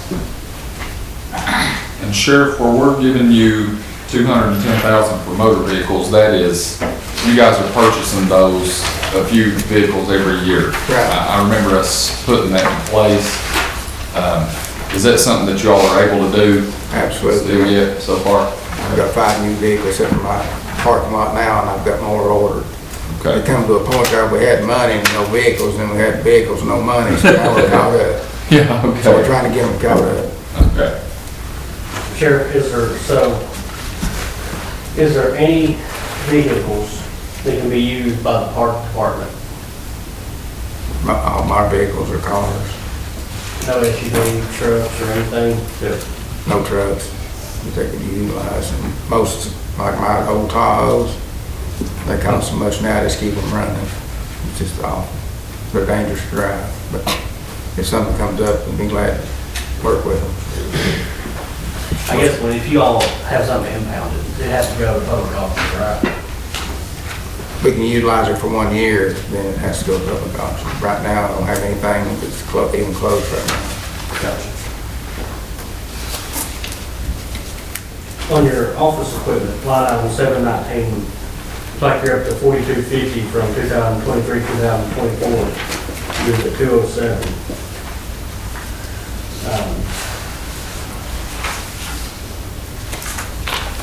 $4,000 jump. Can you?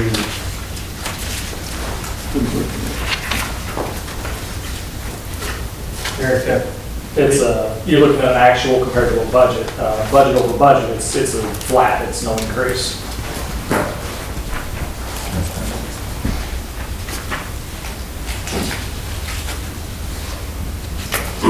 on your data processing equipment, is there anything there that can be addressed in a budget meeting, kind of like what we did with Eric? As something arises, we can talk about it in a budget meeting? I think we pretty much got our budgets to bare minimum. If it's something, you know, we can discuss it again in another meeting. So I'm asking, could you reduce that by a couple thousand down to 3,000 instead of 5? I don't think. Just like Eric said earlier, the committee, the budget committee has been very reasonable when it comes to, here's what's needed at the time it's needed, and we pay for it then. I'd like to wait till next year if at all possible. It's exactly what we need.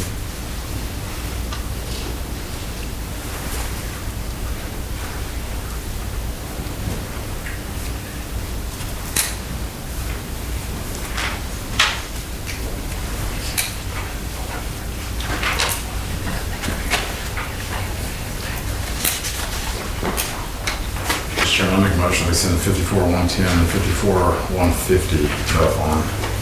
All right, I have a motion to approve 54-110 and 54-150. That would be drug enforcement and the sheriff's office budgets as presented. Is there a second? Second. Second by Commissioner Kern. Any other discussions or questions? Right, if not, all in favor say aye. Aye. All opposed, like sign. Motion carried. That leaves us with 54-160, administration of the sex offender registry and corrections of the jail.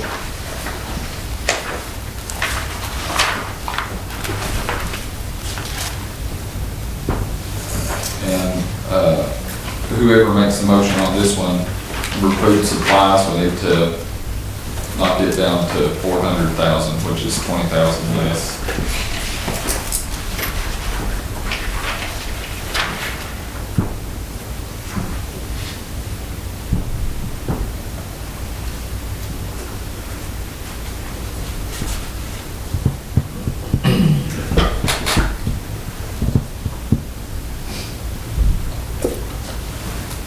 Would you be comfortable in that, Sheriff? Excuse me, Dan. Would you be comfortable in us doing that, What's that? cutting that food, $20,000? Oh, food? Yes, sir. That'd be fine.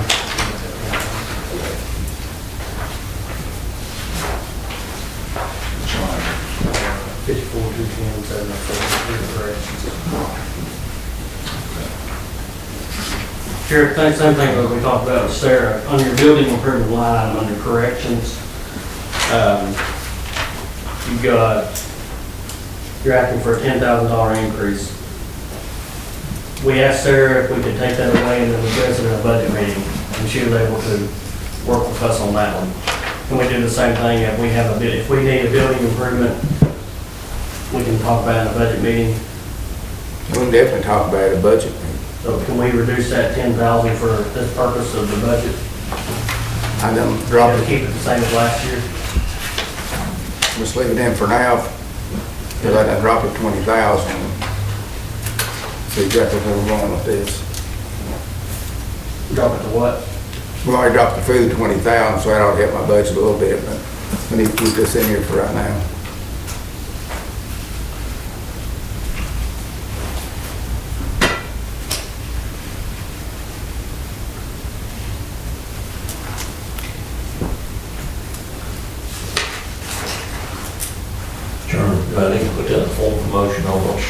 said on his food? Yeah, I mean, I think that you can make the motion however you like, but if you wanted to just make a motion to send it on with the food budget being 400,000. Okay. And that'll work, Sheriff? Do what now? That'll work for you? About 20,000? Yes. Yes, sir. And Raleigh, to answer your question, we have some of the things that's going bad inside the building, the jail, stuff at the locks and stuff, and they're extremely expensive, so we need to leave it in there at this time. Is that your motion? Yes, sir. All right, so we have a motion on the floor to approve the jail budget with a $20,000 decrease to the food supply budget, reducing it to $400,000. Is there a second? Second. Second by Commissioner Kern. Any other questions or discussion? All in favor say aye. Aye. All opposed, like sign. Motion carried. Right, juvenile services. Mr. Chairman, can I say something? Absolutely. I want to thank y'all very much for my pay increases for last year.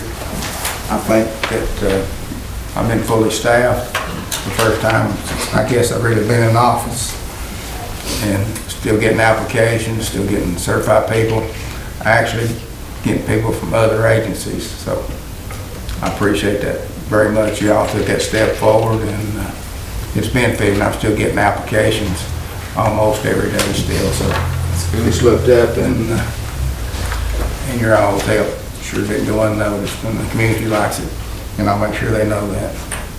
I appreciate that, and I know my officers do. We appreciate you. Go lock up some bad guys. We're full now. Yeah. On the floor. Yes, sir. There you go. Thank you. Skip sex offender. We skip what? Sexual offender. Oh, sex offender registry. Excuse me. Yep, administration of the sex offender registry. So moved. All right, we have a motion to approve the sex offender registry budget. Is there a second?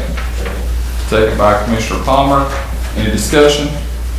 All in favor say aye. Aye. All opposed, like sign. Motion carried. Juvenile services. Doesn't look like a lot of changes here. Remind me who this is. What, is this also the sheriff's office? No, this is Judge Skelly. Okay, gotcha. She has juvenile court as well as juvenile services. She has both projects. Right. Right, we have a motion to approve the budget as presented. Second. Second by Commissioner Barker. Any discussion? All in favor say aye. Aye. All opposed, like sign. Motion carried. All right, page 32, got fire prevention, got rescue squad, which is part of contributions, and we have disaster relief. Really, the only budget you need to vote on there is disaster relief, because you've already Oh, you're right. made motions for rescue squad, you've already made motions for fire prevention. And so if you say pass it as is, it may kind of contradict your earlier Fair point. resolutions you've made, so. All right, so disaster relief, is there any, anyone want to make a motion on that? Eric, that disaster relief, so $5,100, what are we, what is that? So it's a better suited question for Director Miller, but that's a budget that he also controls.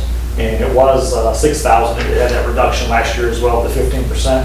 And it's just a place for him to go. I think the most recent purchase that I can remember was, I think he bought a generator when they had to set up one of these mobile command posts out in the field. He was able to buy a generator from this money and make sure that they had power out there in a remote location. That's for emergency funds for some type of disaster, like he said, needing a generator to set it for something until something more in place can come along. I know a little bit about it, but that's actually a very small number compared to other counties set aside for that, because if you take like the disasters we already had up here further East Tennessee, $5,000 really don't go a long ways. I mean, they're already having to borrow $75 million in Washington County just to try to recoup, hoping that they get their money back from the federal government. So that's, and I understand what you're trying to see if you can get it cut down a little bit. But this is one that Jamie always, had basically requested that you all consider giving more. He didn't do a formal request for more money, but he always references, disaster response. He's always asked that you guys would consider funding this at a higher level so that he has a place to go when disaster strikes. So, that being said, I'm glad you brought that up, and Eric, I'm glad you just said that. This disaster relief funding the governor gave us, can we put, instead of just spending it as soon as we get it, can we put this into this fund item, this fund, this account? I have no idea yet.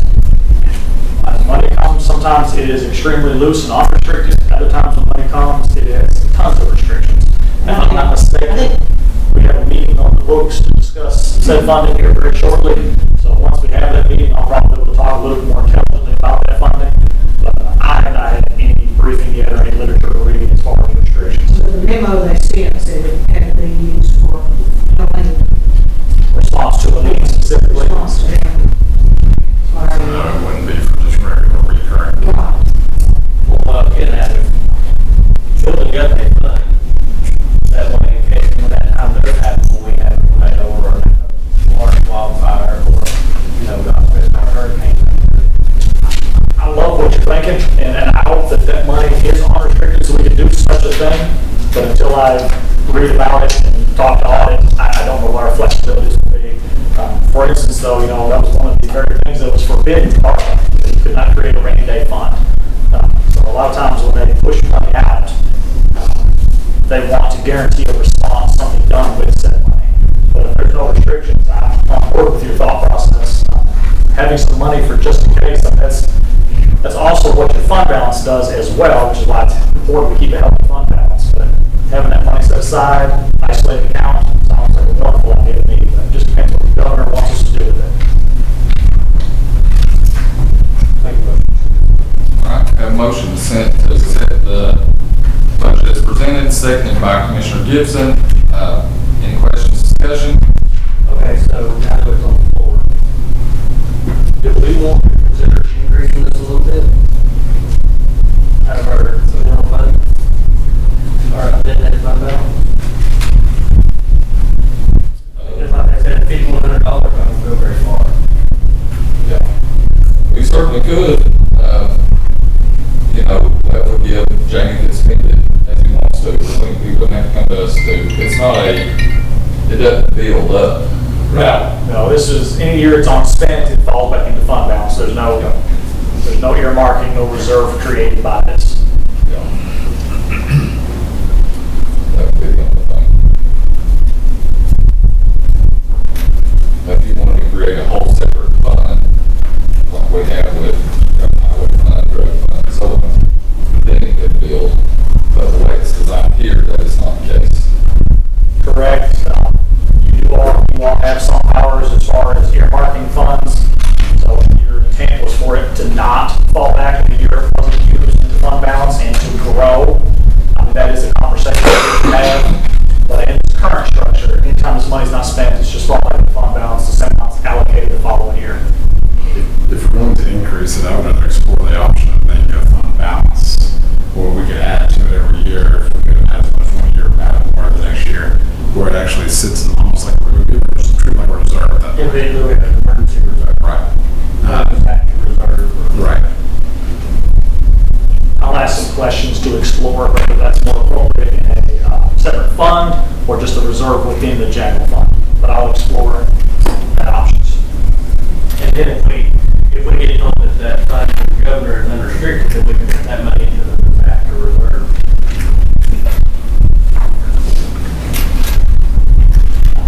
So just recommend that we leave this back to For the time being, most likely. Right. All in favor, say aye. Aye. All opposed, like sign. Motion carried. EMA is our next one. We approved this request of $6,459. Are there any other adjustments that we want to make to this budget?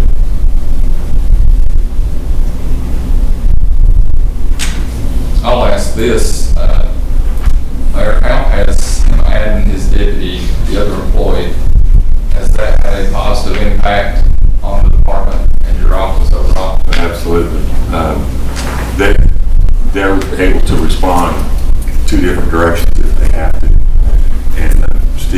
wonderful Has job. happened. Yeah, it's happened.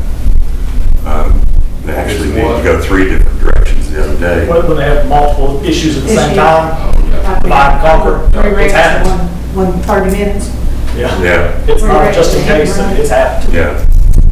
Yeah, and Tori's doing a great job as far as part-time, so that department is really, really stepped up. I'm sort of partial to that. That's But I can tell you too, they have also found numerous grants out there that they're working on. Now that they've got somebody that's got some dedicated time to do that they were not aware of. And they're currently working on getting those grants, not just for EMA, but for fire departments and rescue squads and stuff like that. They had no clue it was out there until they had somebody designated to research this stuff. Which saves us as taxpayers money in the long run.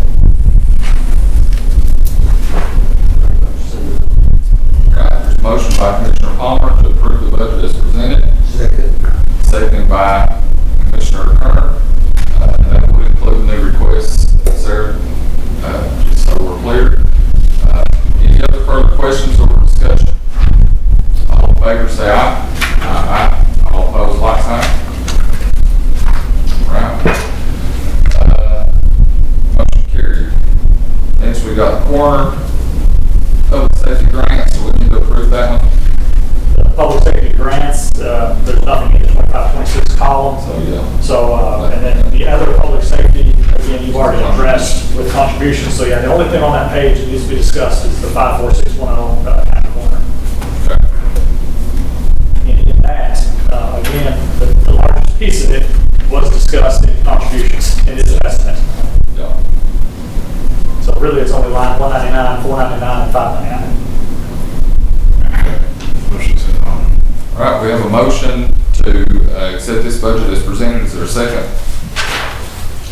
Second by Commissioner Palmer. Any other discussions or questions? All in favor, say aye. Aye. All opposed, nay. Motion carried. All right, local health center, I guess this is the health department. It is. Okay. Motion set on. All right, I have a motion to approve the budget as presented. Is there a second? Second by Commissioner Barker. Any other questions or discussion? Yes, on salary and wages, is that a $15,000 fee increase? I'm not 189? 80,000 to 80,000? No, 55 to 80. 55 is estimated to be spent. You're looking at actuals compared to budget. Looking at $80,000. Is 80 last year and 80 this year. If you look original budget at the top.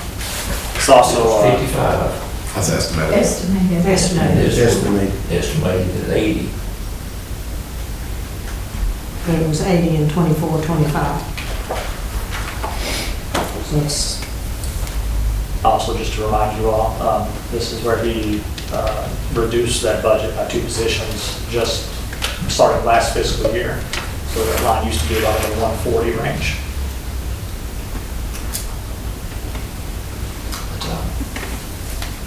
Any other questions or discussion? The other capital outlays, what is that for? For instance, this fiscal year, when his AC unit just went down, he used that too.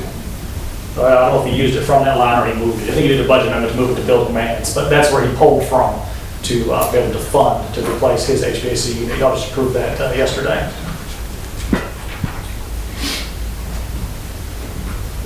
All right. All in favor, say aye. Aye. All opposed, nay. All right, the ayes have it. Motion carried. On next page, we have, those are all contributions. So we would go down to other local health services, which is state grant funded. We entertain a motion for that one, as well as tobacco, no, there's nothing in tobacco settlement.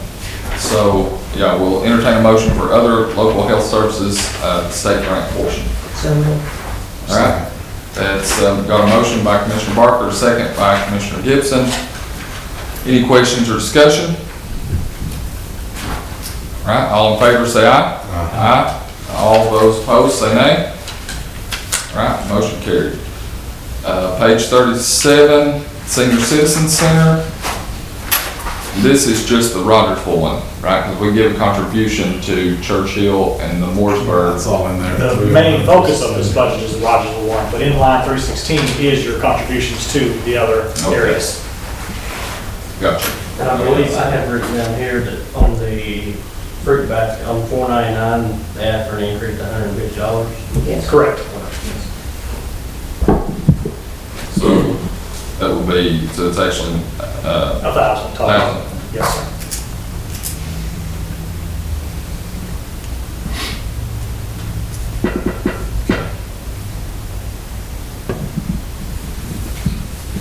All right, we'll entertain a motion to move this budget forward. All right, let's have a motion by Commissioner Barker and a second by Commissioner Kern to approve this budget as presented. Any questions or discussion? All in favor say aye. Aye. All opposed, nay. Motion carried. Libraries have already been addressed in contributions. Now we're to the parks budget, and that's on pages 38 and 39.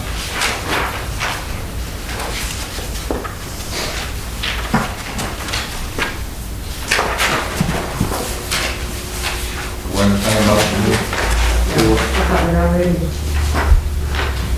Did we approve the park budget? Oh, no, we just. You just looked at the new request. Okay. So we'll entertain a motion either to approve this as presented or to make any adjustments. You're gonna have to add the contracted services for mowing. in this No, one. that was voted down. Hmm? It was voted down. Oh, okay. Sorry. That's all right. My bad.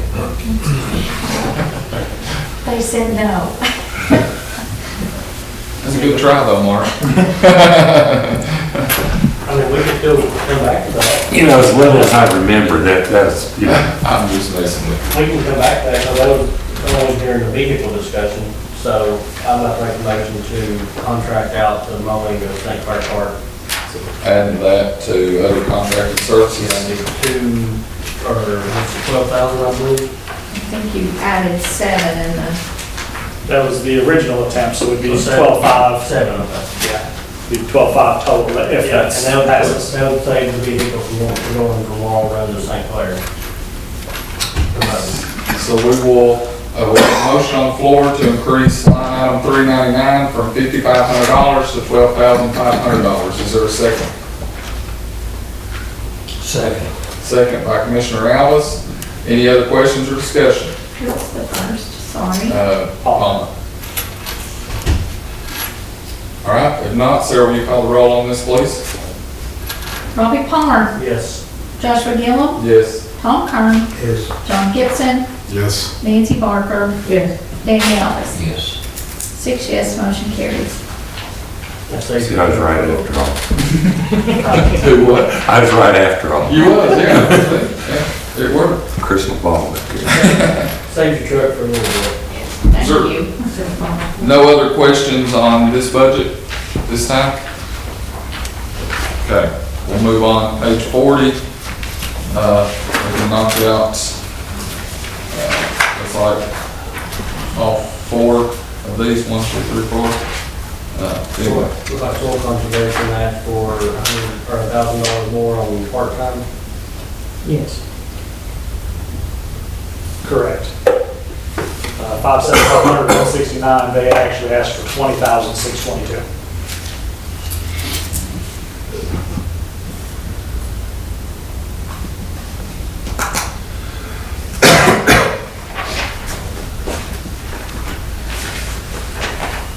Make a motion, send it on. For time's sake, we'll include the next page with it. Stormwater management, you're all together in one. absolutely. You okay with that, Nancy? To go on, He said include the stormwater management and tourism. Sure. Okay. So we have, you're wanting to include the $1,000 increase for soil conservation? Yes. Okay, so I have a motion on the floor to approve the Ag Extension Office Forest Service, soil conservation, flood control, stormwater management, and the tourism budgets as presented to include a $1,000 increase for soil conservation part-time personnel. That was motioned by Commissioner Barker. Did somebody second? Second by Gibson. Any other questions or discussion? All right, all those in favor say aye. Aye. All opposed, like sign. Motion carries. All right, that brings us to the Industrial Development Board on page 42. Any questions or adjustments to be made, or pass it on as presented? The money that they're receiving from this lease, where is it reflected in the budget? Eric, do you know where that money goes back into? I don't believe that it is. Talking about for the hay, Yeah. they have two sets of books. They have county operation books and they have their own. And I don't think that is included in the county operation side of it. I think that is in their own side. But we're paying our rental, right? Yeah, we pay a certain amount of their fees, but we don't control or have access to all of their funds. They're kind of a unique hybrid situation there. It is a very weird setup, I'll be honest with you. Yeah. Well, you said two I think the cents, but indication that's was to one use it word. for, to buy tools and small repairs at the park. It's $2,000 is what they're going to need. So, they just spent $1,600 on the sign upgrading it, so, and we run into expenses like that all the time, where somebody goes in and, well, they had to have a beaver dam taken out, because it was flooding the area, so there's all kinds of small expenses like that they incur. Make a motion, we move it on. Okay, I have a motion from Commissioner Kern to approve the budget as presented. Is there a second? Second. Second by Commissioner Barker. Any other discussion? Oh, this kind of pertains to the budget. How are, I know that there are several projects in the works or recruitments in the works. Do we have any updates on any of those at this time that anyone's aware of? I can't think of the name, the water one, the water one is Alexa. Yeah, they just purchased the property. Vulcan has got most of their, they're the ones that come in with Simcoe that's doing the heat treatment for them. They've got most of theirs up and running. We've got 5 expansions that are underway, some of them are waiting on funding. The big project is, The battery. yeah, the battery will be, should be up and running by 2028. Okay. They've come in and did their final, it's waiting on TDA. That's what I was gonna ask if TVA has done their approval. Yeah. And basically they have, but they gotta go through all the red tape. You gotta remember that installation was a response to the request for, quote, the request for services from TVA. so- Right, right. And then you've got another small plant that's looking at 40 acres on the backside of there. And then the big plant, that's all moving forward, but it's going to be 5 years before you'll be able to see the finished product. Because by the time they go through environmentals, by the time they get funding from the state and from the private investors, and then start the process, get the architectural stuff done, get everything bid out. Right now, they're looking at the possibility of building half the plant and then to get started, and then come in and do the rest, do it in phases. So, I mean, we've got, there's one other one, Mark. That company, we're looking at the TRW building. Yeah, we've got a company looking at the TRW building, so, I mean, they're working daily. So far, there's been no negative news on any of this stuff. Yeah, everything's. The big installation had to kind of back up and punt on their financing. They're doing it a different way. but it's gonna be there. So when this is all said and done, how much do we have any land left in Pittsfield?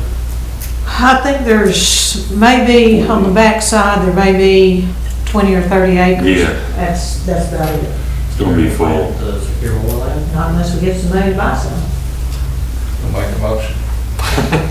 Add some money for land acquisition. Yeah, right now, I mean, there's no, there's no income coming into it to, Pick up $2,000. yeah, $2,000, we'll put that in the bank. Well, with some of the land that has been sold belonged exclusively to the Phipps Bend joint venture. Right. So Kingsport will be paid off on some of that, or TVA will be paid off on some of it. And after that happens, then they can start looking at land. You They say are they- looking, they are looking. Well, when you say they, do you mean Industrial. the IDB Yeah. or the Phipps Bend joint venture? Well, Industrial boards, Okay. Yeah. because the Phipps Bend joint venture is only for Phipps Bend Park. Right, okay. Because we didn't have money to buy the land, and Kingsport went in with us and bought the land. So every time we sell a piece of property, we give them their money back and TVA their money back. Makes sense. So unless we can find Bull's Gap joint venture, we might. There we go. But there's not a whole lot of flat land. There is a piece of property adjacent to them that they're looking at, but don't have a lot of hope of getting. Let's hope that inflation doesn't outpace what the taxes that will be coming in from these folks. And, you know, it's a pretty good amount, but we don't know exactly for sure what it is yet. Yeah, I'll be honest, I've kind of had and this isn't an attack on anybody, but I've kind of had a love-hate relationship with the Industrial Development Board. I feel like it's kind of well, it's just a board of volunteers, and I would much rather us have a economic developer of some kind, or the recruiter, whatever you want to call it. But, you know, with these projects going on, I mean, that's obviously a good thing. Well, basically you do with the partnership with Networks. Yeah. They recruit heavily. Our biggest problem is we just don't have an income coming in to pay an industrial developer. Right. And if we don't want to add another $150,000 to the budget, No. and you would still have to pay the secretary. No. So, you know, until we can get to the point where we can do that, and Networks has done a fine job. I mean, they've got 5 industries working on going in the park in the last 3 years. And you've got state of Tennessee pushing it too. Yeah, no, listen, it's a good thing. And like I said, that wasn't a non-report to anybody. I just always felt that way. But I'm glad to hear that there's good things going on. That's a good thing. And I encourage you, you know, she's sending emails to you, go to the meeting. I mean, all the stuff that we're talking about right now is discussed in an open meeting, so go to the meeting. You know, you can. They'll even feed you. They'll even feed you. Yeah. And that's not local taxpayer dollars. Yeah, most of this, and that's the thing too, that people didn't realize, the other agency actually pays for, like, if Rebecca has to go to a conference, which basically they require her to go to conferences,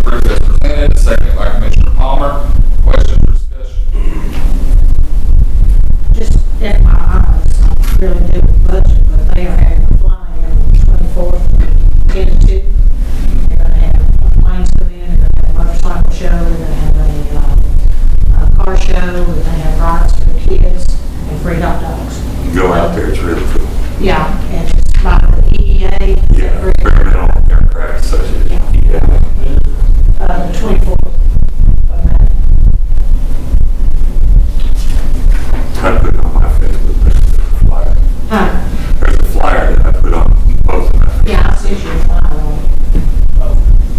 Since you want to, you better ask one. You got one thing. All right, no other questions or discussion? All in favor, say aye. Those opposed, nay. Motion carried. Going to page 44, Veteran Services. We can include employee benefits in this as well. All right, we have a motion to send on to approve the Veteran Service and employee benefits budgets as presented. Is there a second? Second by Commissioner Kern. Questions or discussion? Seeing none, all in favor say aye. Aye. All opposed, nay. Motion carried. All right, page 45. Looks like we need to approve miscellaneous. I'll entertain a motion to approve that budget. All right, motion by Commissioner Gibson, is there a second? Second. Second by Commissioner Parker. Any questions or discussion?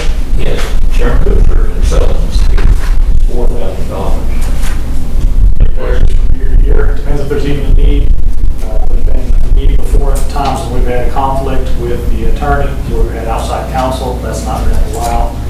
There's also been other needs for various consultants for different projects, so that's where that money would come from.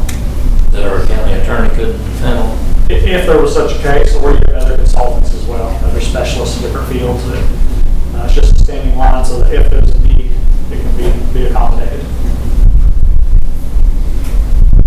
And the other public agencies, MTD. Okay.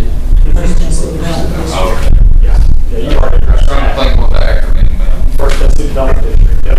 All right. Any other questions or concerns? All right, all in favor, say aye. Aye. All opposed, like sign. All right, motion carried. Page 46, litter and trash collection. This is paid for by the litter grant. Is that correct? Yes. We'll entertain a motion to approve this budget as presented. All right, we have a motion for the litter and trash collection, debts, general governments, and highway and street capital projects. To approve those budgets as presented. Is there a second? Second by Commissioner Palmer. Any questions or discussion? Seeing none, all in favor say aye. Aye. All opposed, nay. Motion carried. All right, that wraps up general fund. Hallelujah. We feel like solid waste will be easy, and then we'll get to Dan.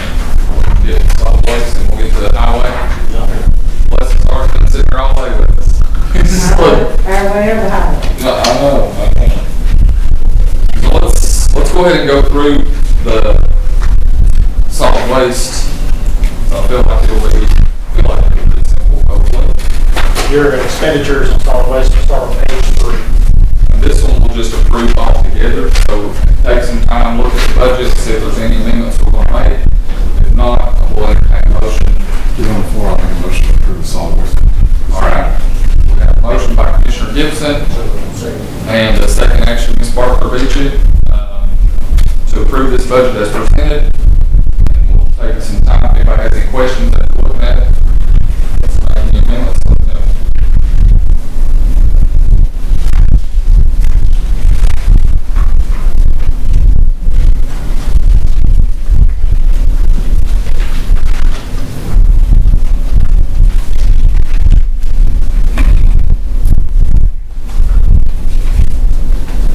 Eric, you said there was nothing, you would not recommend having this any further.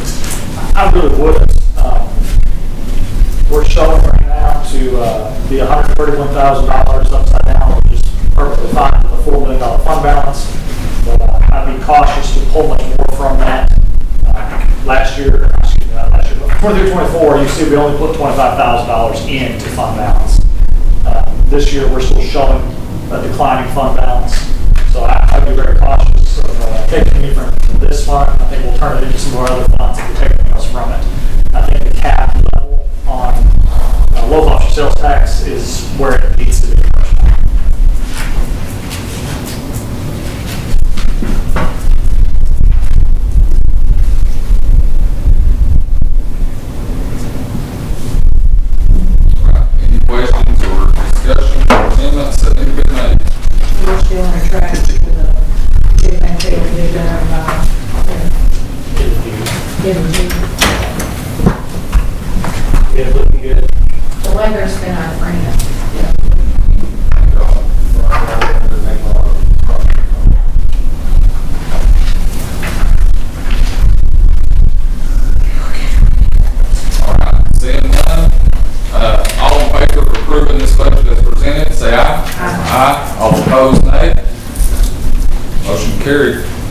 All right, let's move on to highway fund. You want to take drug fund real quick? Oh, yeah, let's do drug fund. Let's do that easy one. Let's get it, Dan. Go back to sleep. Go back to sleep. All right, we have a motion from Commissioner Gibson to approve the drug fund as presented. Is there a second? Second. Second by Commissioner Barker. My question is, which I'm learning by looking here, what kind of funds go into this department? What does feed this fund? Drug control fines, out of fines, forfeitures, and penalties, circuit court, as well as general sessions court, and then other fines, forfeitures, and penalties, proceeds from confiscated property. Sometimes they have sale of recycled materials. You see they haven't since 23-24, so we don't budget it. Sale of equipment, again, haven't had any since 23-24, which coincides with his statement on the seizure laws being more and more strict. And then other direct federal revenue. I can't remember how that acronym is pronounced, OSHA, I think, or something like that, but it's other cases, other agencies that they collaborate with, have some reimbursements there for their overtime work. That's OSDF for joint efforts with TBI, FBI, ATF, DEA. I think U.S. Marshals might be. U.S. Marshals also, yes.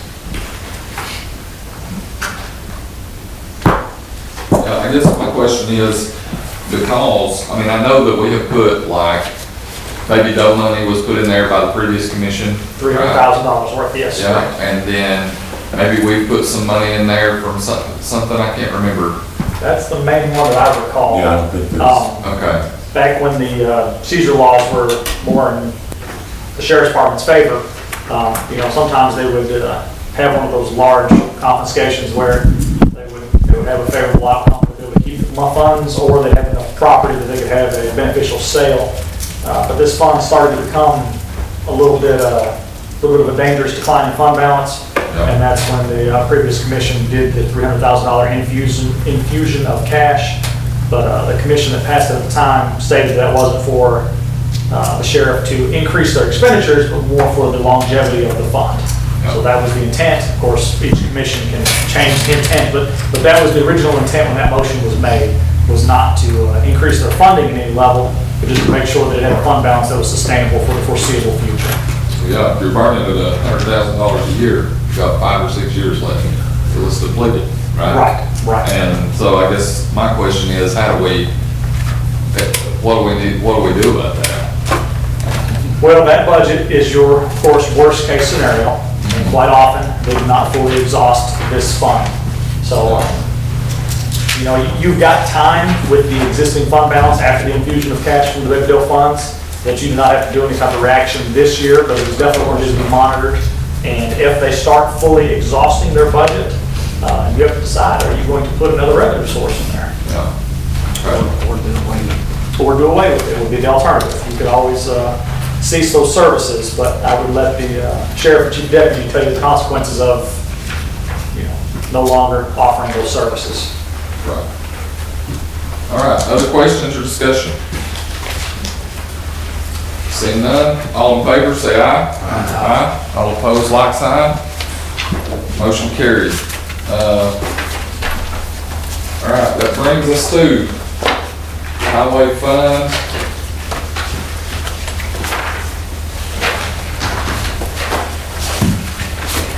Mr. Chairman, good time for bathroom? Absolutely. Yeah. Hey, let's take 5 minutes. Be back at 2:20. Sorry, Dean. Literally every time. What do we have after this? Highway. I mean, you probably could go ahead and forward and find what this did there. That general debt service, highway debt service, education debt service, capital projects. That's all pretty much. It's not. Yeah, those are cut and dry. We could cut, and then all we would literally lack in prison would be damage. They'll figure out how we would pay for it. All right, thank you, Larry, for coming. See you, Larry. Take care.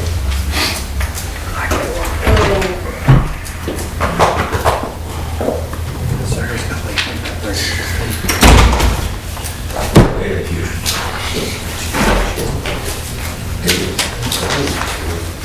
We're gonna set a record on this. We're gonna have him figured out in 10 minutes.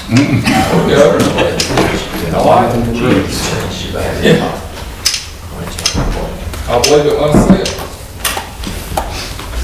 All you gotta do is make a motion. That's a good point. Really? How much we got here? Yes, sir. You're actually, he was, well, 1.19.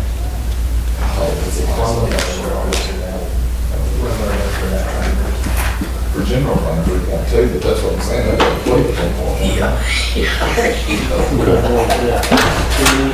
But we don't look like we're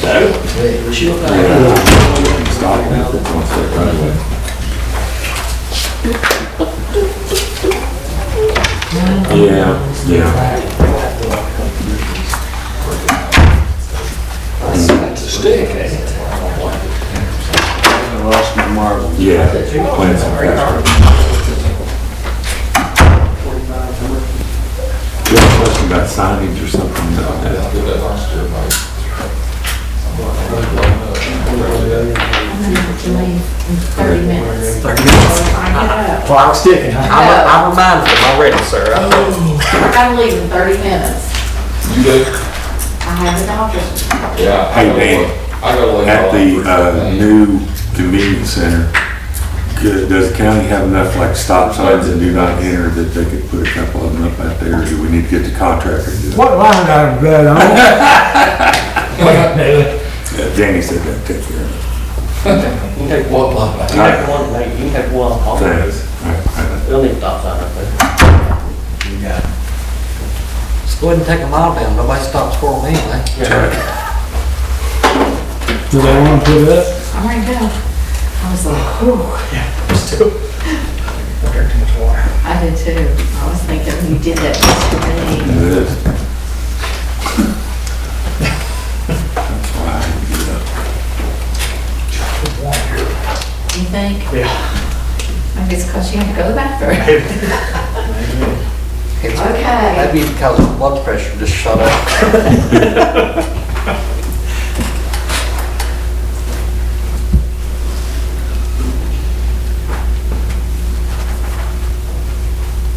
Probably that rice that you ate, made your blood sugar level.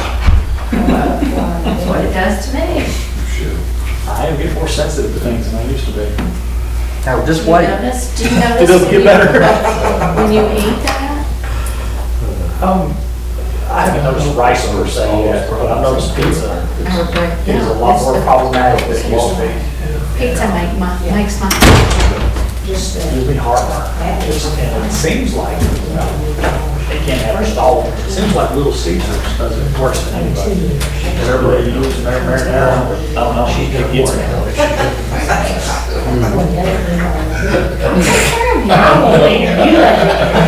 I wish you took care of me. You never know, never know. I'm gonna quit taking care of you. I'm gonna leave it too far. Is this one working? I don't know. You have a baby? You're having a baby? Convenience center today, taking down the pine trees. Yeah. That's what Joe just said. From the state right away, and also elected was concerned about getting your lives.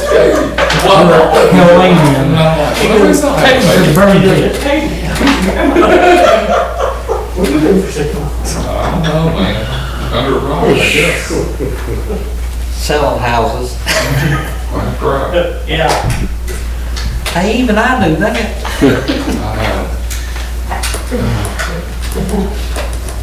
Congratulations, you're real lucky.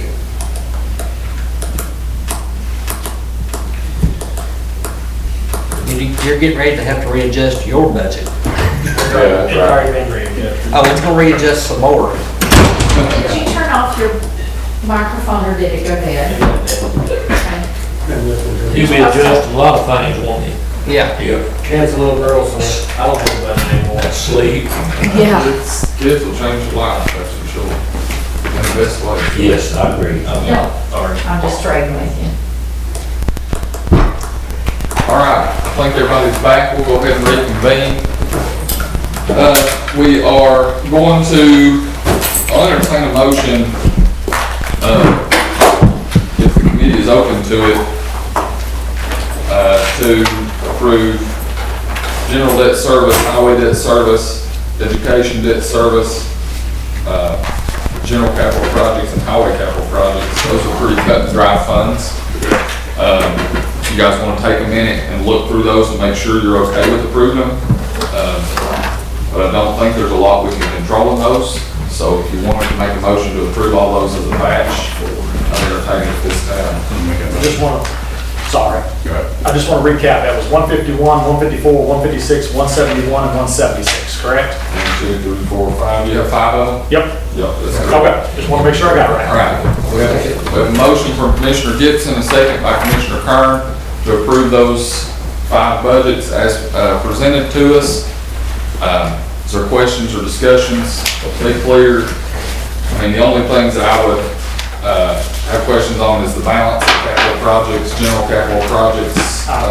Yes. In light of yesterday's meeting, you need to subtract $467,000 from that balance. That is not reflected in what you're looking at, but that's why it's there. So that Subtract we how have, much? it was 467,820-ish. So you're gonna be at like 1.7. You could, or no, 1.8. High 1.8s. Yeah.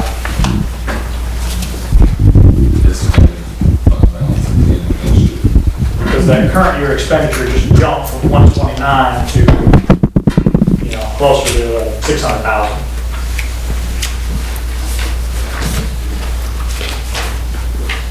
We looking on the second draft. We're building the second draft, but in light of, You gave us the second draft of the highway.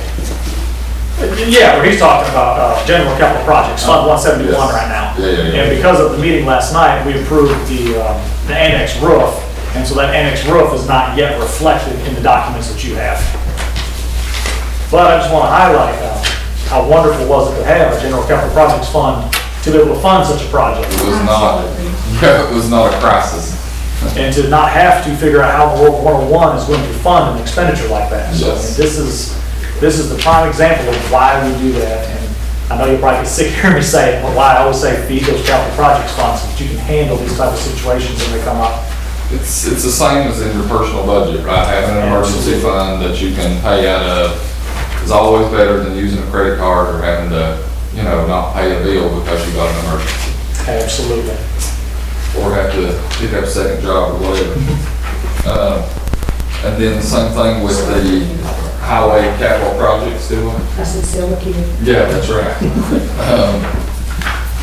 Highway capital projects, so estimated we're hoping to have $800,000 in there by the end of 25-26. Correct. Correct. And again, in light of yesterday's meeting, that is no longer a projected figure for that $345,000 now that the second reading of that wheel tax resolution has passed. So that is a more concrete figure now.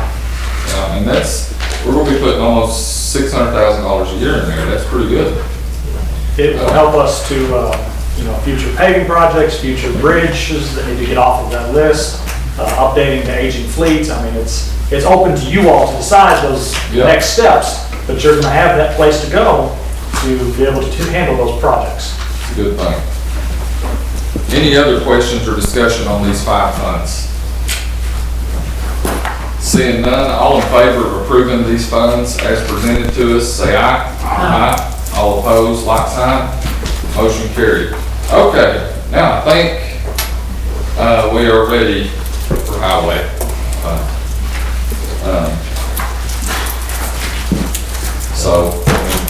Page 3.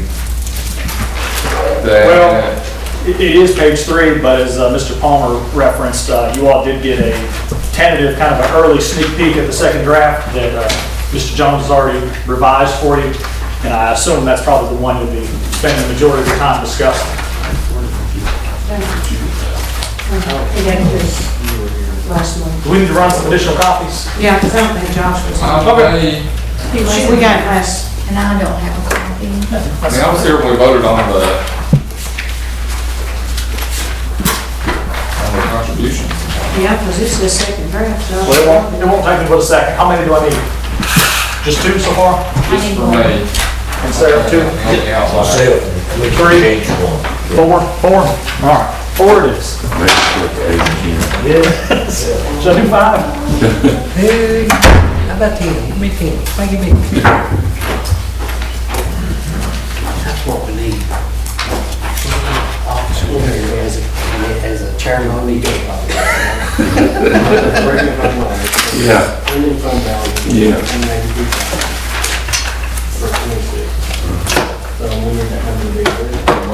Yeah. How much do you all spend on AA batteries for these You'd have to ask Miss Sarah that, but these microphones just eat up. I'm sitting there every meeting, I'm seeing her at least 2, 3, 4, 5. Well, no, I didn't put new ones in today. What line items that come out of? Well, we've got a whole box of gently used ones. Oh, well, that's true. Sarah, do you need to go ahead and go? No, I've got about 15 minutes. Okay. Okay. And then I'll turn it over to Miss Nancy. She's secretary. Okay. And we will, I mean, I know Robbie, you've got to go at 2:45. Yeah. Him, Sarah's leaving again. We're going again.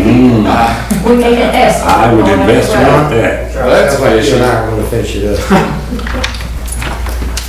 Yes, escort, where's your share? I don't have to leave, I've been told I need to leave. It's your baby share, dude. Really? We're kicking you out. Have you not seen Yeah. that, have you not seen that commercial?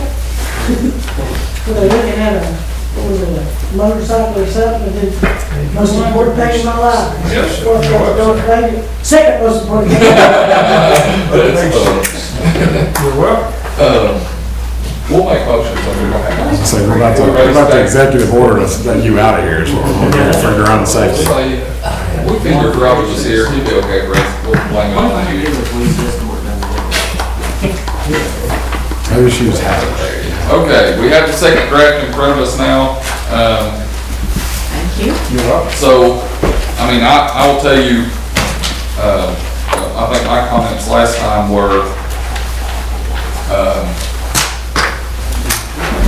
you know, if he's asking for $800,000 less, or $750,000 less than he did in 24-25 budget. Am I saying that correctly, Eric? 7.9 to 7.18? It's a little misleading. Oh, because, that's right, the 900 and 700 Yeah, is not in there. yeah. So, but if we adjust it for that, it's almost, it's getting close to the same as what he asked for. I believe Before we that's all what- get started and get deep in thought, Yes, definitely. that is the same budget as last year's. Yes. I had to do a budget amendment yesterday, $188,000, so I have money to operate till June. So if this tells you anything, I can go into it. Right. If you want to keep, And that was the point I made in our previous meeting, that we've exhausted cutting expenses based off what you need, right? and y'all voted in 3% raise, my raise is all that's on here, and they're about 2.2. That was at my guesstimation before all this cost of living got finalized. 3.3%. That's close. So you were asking for what kind of raise for your people? 30 cents per hour, except for the supervisors, and they get about $1 apiece. And 3% of the average of what the guys make from the highest to the lowest would be 50 cents. So I'm giving you 20 cents break. I'm giving the green wing to my guys for 20 cents. If you want to readjust it, that would tickle me and them too, but you're talking about more money. Eric, what'd you say our ending fund balance needs to be at? CTAS recommends a minimum of 20% of your 25-26 expenditures be in your fund balance. So with the current one presented, 7187284 times 20% would be 1.437 million. And as you can see, we're projecting at 882,000, so we are well below that. 1,437,456 minus 882,393. So right now we are $555,103 below that threshold. Say that again, 555 what? $555,103 below the threshold of a 20% minimum fund balance to match his annual expenditures. Now, we have not yet voted on or discussed the recommendation of moving his existing capital projects function, 68,000, out of 131 and into 176. I think that would be a reasonable approach. That's of course up to you all whether or not you want me to do it. But that would take an additional $173,500 out of his operating budget and put it into his capital budget. That's giving him no increases, but that's just giving him the same 8,000 in engineering services, 500 in building improvements, 5,000 in communication equipment, 85,000 highway equipment, and 75,000 motor vehicles, but moving it out of his operating budget into his newly funded capital projects budget. So if that's the desire of the committee, and I'll just would I tell you 170,500? Yeah. Okay, so that would bring that margin down to $381,603. That we would still be below that 20%. And I know nobody wants to discuss it, but I'm not seeing a whole lot of other options, so I'll just go ahead and tell you what that would be. And so, that, with our current penny value, is 3.08 pennies to get us back in line.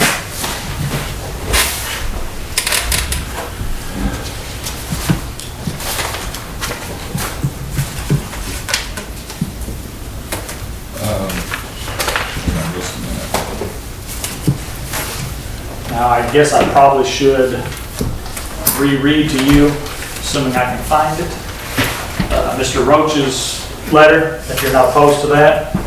Yeah, no, and you don't have to read the whole, just tell us in general what he was talking about doing, moving what. One option that we could consider is to move enough pennies to the Highway Capital Projects Fund in order to cover the cost of road repair in the upcoming budget cycle. We would decrease the highway budget in order to bring it into compliance and pull from the Highway Capital Projects Fund in the latter part of the 25-26 budget year. By doing it this way, we could mitigate the need for further tax increase without having to increase the highway maintenance of effort. This would be a temporary fix and could not be sustained for more than a year, in my opinion. The next commission would need to address the need for an adjusted revenue stream, and they will need to move those pennies back to the general fund. However, we have done as much as we can ahead of the tax increase last year. So, speaking for Mr. Roach, which is dangerous to do, and I'm going to try to be fair, because I disagree with him, but to be fair to his suggestion, if I'm understanding him properly, he's saying to further reduce the highway operating budget, 131, probably more specifically 62,399, which is where Mr. Jones does his paving from, so that we could close that gap without raising taxes. And then his recommendation was to fund the Highway Capital Projects Fund, from what I'm reading, at a higher level by taking some pennies temporarily from the general fund. What Mr. Roach didn't know when he wrote this was what we have increased general fund deficit by today. Yes. So in light of the additional spending we've done in the general fund, again, I can't speak for him, but I would assume he'd be a little bit more reluctant to do that, considering we've added additional funding needs from the general fund. But what he's saying is when you reduce his operating budget, you don't mess with his maintenance of effort. So he is correct, to be fair. He is absolutely correct in that logic. And when you move more of his paving to the general capital projects, highway capital projects fund, highway capital projects fund, and then fund that at a higher rate, you can pull that back with no consequence next year. Whereas if you put these 3 pennies to close that gap in the highway operating budget, most, if not all of them, will be forevermore trapped there because of this 5-year average. So I hope I'm fairly explaining Mr. Roach's proposal there. I disagree with it, but that's what he's recommending, and yes, it would legally work. But I go back to Rob Peter to pay Paul scenario, but. So here's what I see as the options other than that. So if I think moving the 173,000 to capital projects, to highway capital projects, moving those monies to that fund, that makes sense. So that leaves us, if you do the 382, you do the 382,000, you fix it for this year, we'll be having the same exact conversation next year. Is that accurate? Would you agree with that assessment, assuming that we exhaust the budget the same, that Danny has to exhaust his budget the same way we did this year? Yeah, I would tell you that, bare minimum. in my opinion, even if you did the 3.08 cents to close the gap, you've still put a Band-Aid on it. Correct. Because the question was asked to me to get to the 20% CTAS minimum, not to balance the deficit of the budget. Correct. In other funds, general fund, for example, we do still get that positive swing. Revenues are underestimated enough that we see quite a positive gain. Expenditures aren't fully exhausted. So, just say you spend $1, they spend 80 cents. Well, when you give the money to Mr. Jones because of the state of the roads, not blaming him, but just saying the state of the roads and the operations he's trying to do, when you give him $1, he's probably going to spend 98, 99 cents of that $1. And so you don't see those type of swings. That's what we were hoping for last year when we did the 7 cents or so. We were just trying to keep that minimum fund balance within line. And then it was posed to me, I thought we fixed this last year. No, we did not. And 3 cents won't fix it this year. 3 cents will allow us to survive to another year, but it does not fix the problem.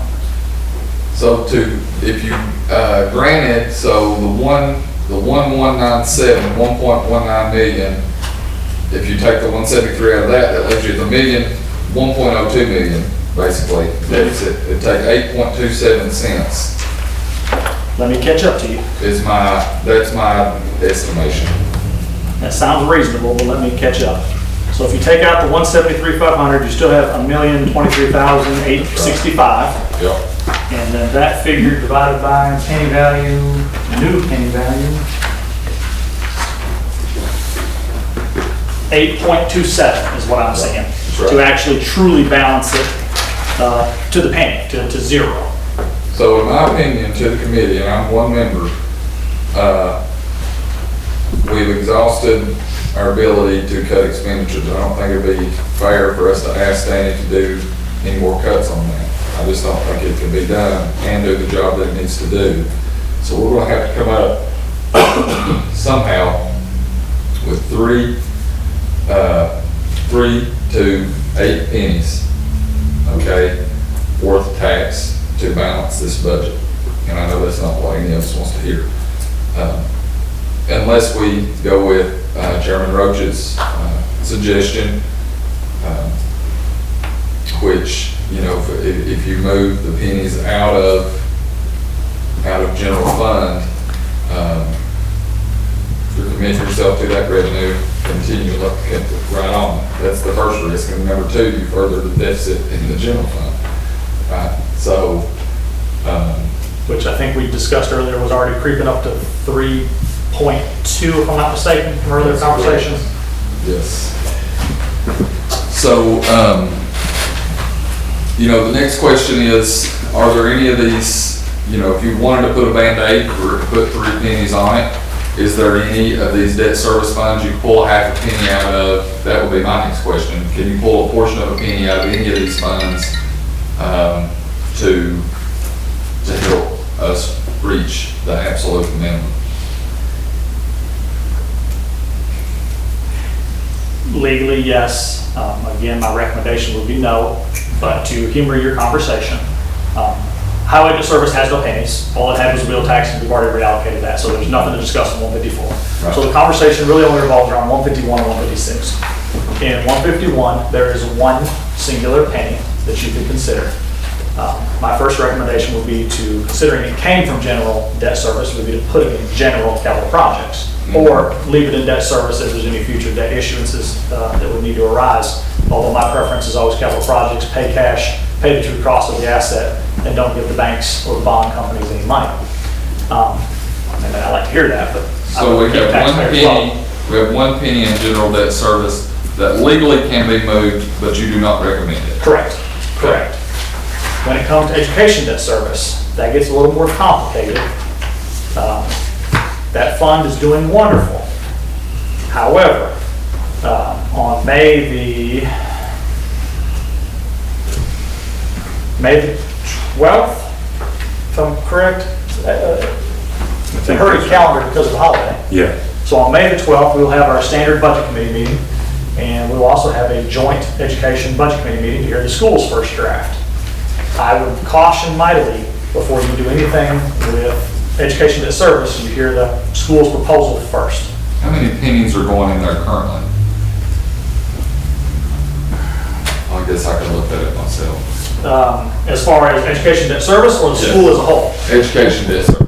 24,182. Thank you. So we're putting 24.82 pennies in there right now? Yep. Yes.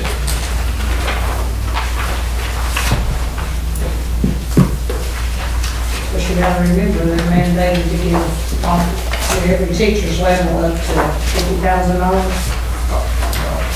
And then there was another mandate to do something else, I can't remember what it was, so. Eric, where is that sheet in our book? Education debt service, No, I'm talking about the pennies. very front.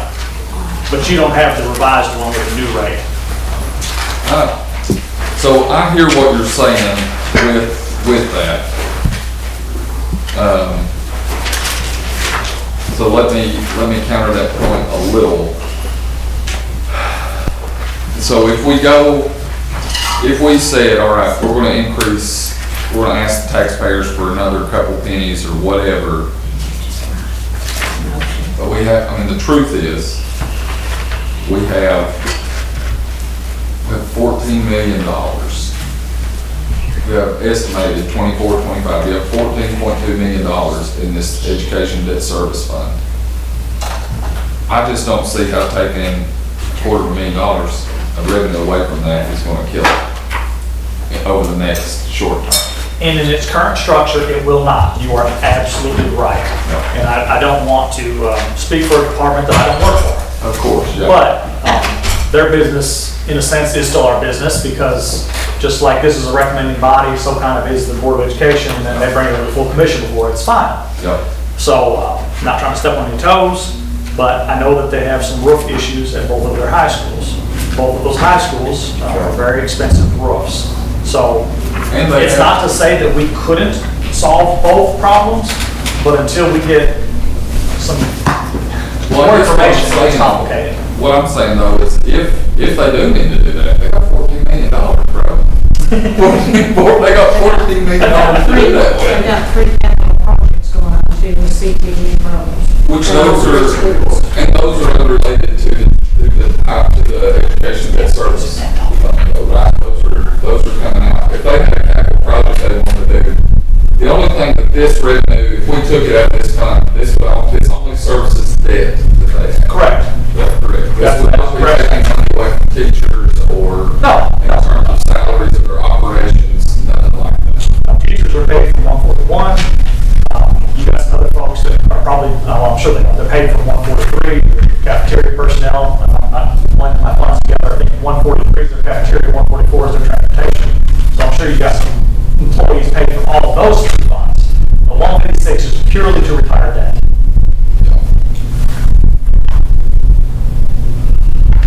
So how much debt do they have? Do you have any idea? I don't have it with me, but I can grab it.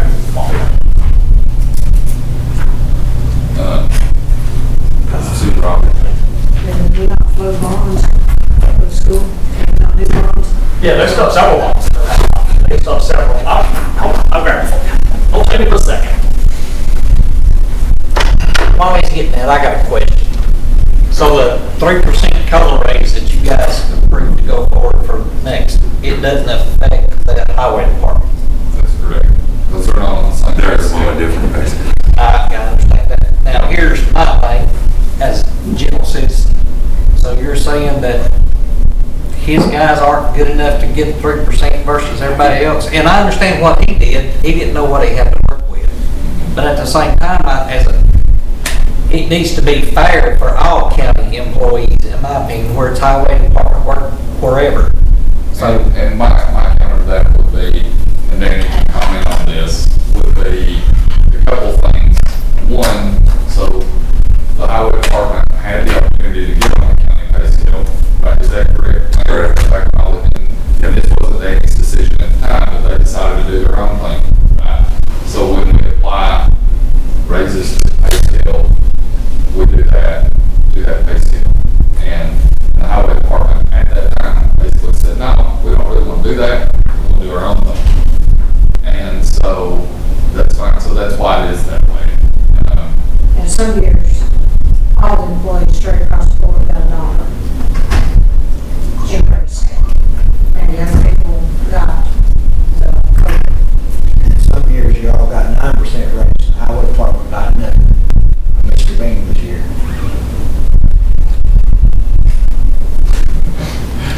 So there's He's getting penalized in the position he's in because of prior. right. So In more ways. in more ways than one. That's true. And just from what I've seen as a citizen and taxpayer, he's trying to do an excellent job, and I feel like he's did excellent with what he's had and what he's got. Commissioner Alice and Commissioner Clontz already said their constituents said they would have no problem with a property tax increase to fund the highway department to small amount and to get their roads fixed. And I think you all have heard that from all your constituents. My roads look like crap, but unless he's got the money to fix them and the people employed to fix them, it's not going to happen.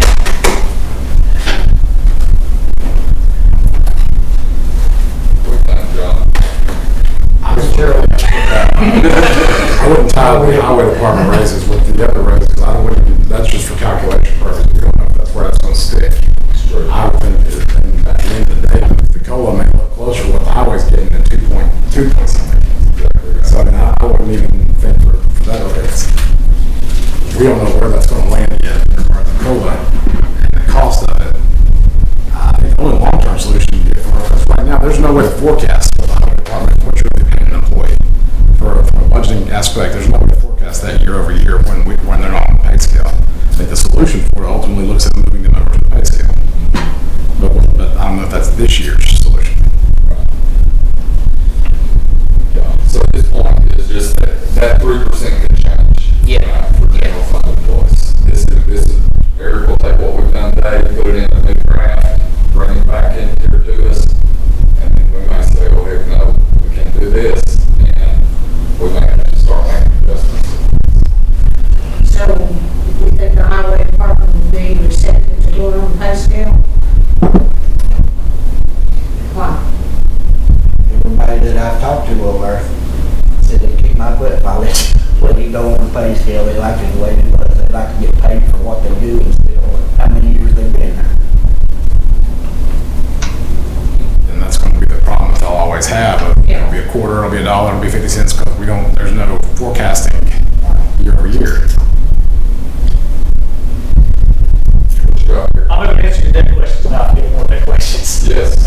So we are still paying on the 2021C, 2021A, the 2019, and the 2016 bond series for education debt service. It looks like the first one of those to roll off will be the 2016 and 2033. So, we have a good fund balance, but as far as the debt issuance is rolling off, it's going to be a while. The 2021C will fall off in 2034. The 2021A will fall off in 2035, and in 2019, we would, assuming no other debt was issued, would be debt-free in 2038 for education debt service. But obviously, there's a lot of living to do between 2025 and 2038. So I don't know what other needs that may arise. If you want to look at that in a graph form, that's what it looks like. You see those debt service payments fluctuate they tend to hang around the 3.5 million mark annually.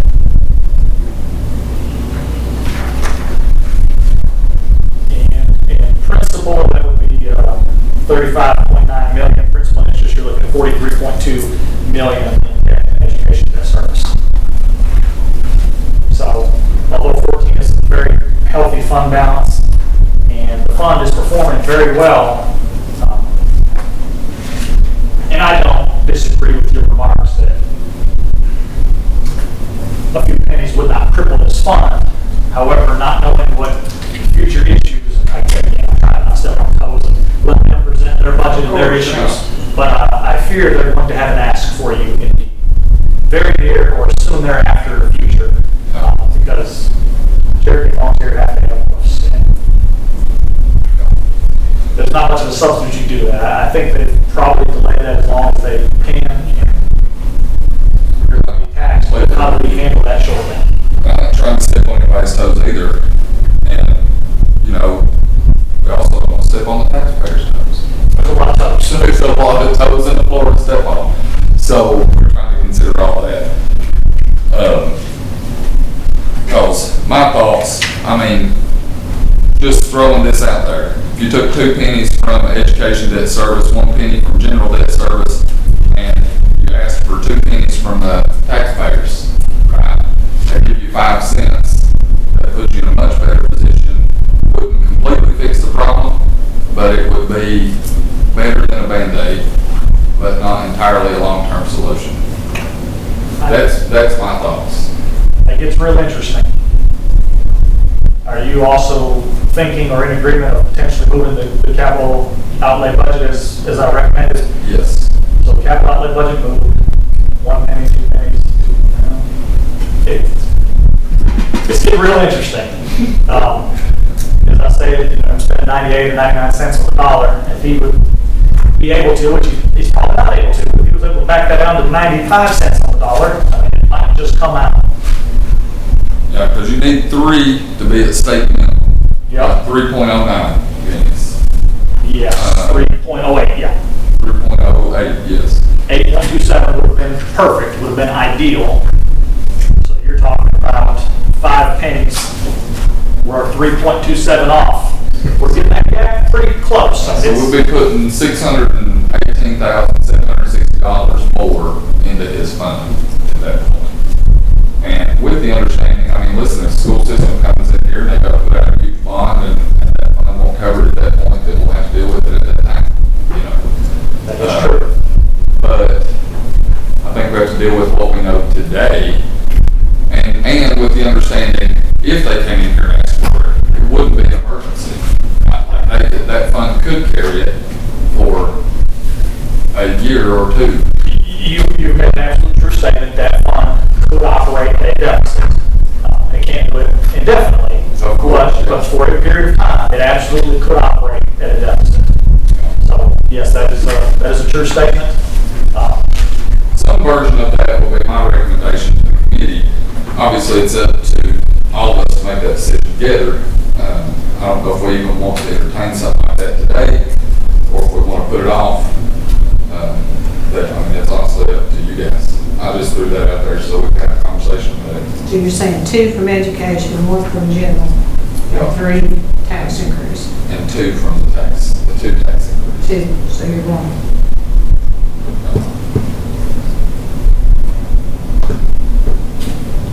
Mr. Chairman, in thinking about that, in the last few meetings and general talk, and as you said, be very careful because we got all over town.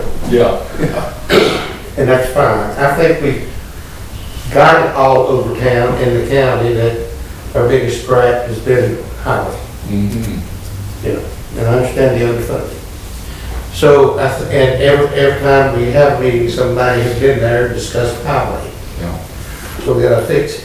Now, the other thing that's been talked about, that I think we have the general public aware of saying the last 2 or 3 years, that we ought to start adjusting our taxes 2 to 3% a year, and not hit everybody one time. So my train of thought is, not that you're trying to pull anything, but I think we're on the right track. Mm-hmm. The people out there wants their highway fixed, they know they're gonna have to pay for it, and we have to have the money.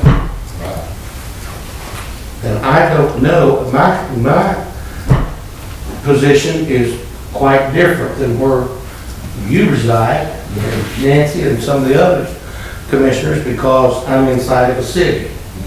And the city takes care of a lot of that. So I don't hear a lot of the negative things that you people in the rural area would hear. And I try to sympathize with that. But having talked with people in my district about saving the taxes, maybe I get ribbed a little bit more than I do, put down over it, because the people have said, hey, we understand, but you live in a different environment than they do in the rural area. So having said that, maybe we've set the stage that people want it and want to pay for it. I think they would want to pay for anything if they, the roads. I think that's true.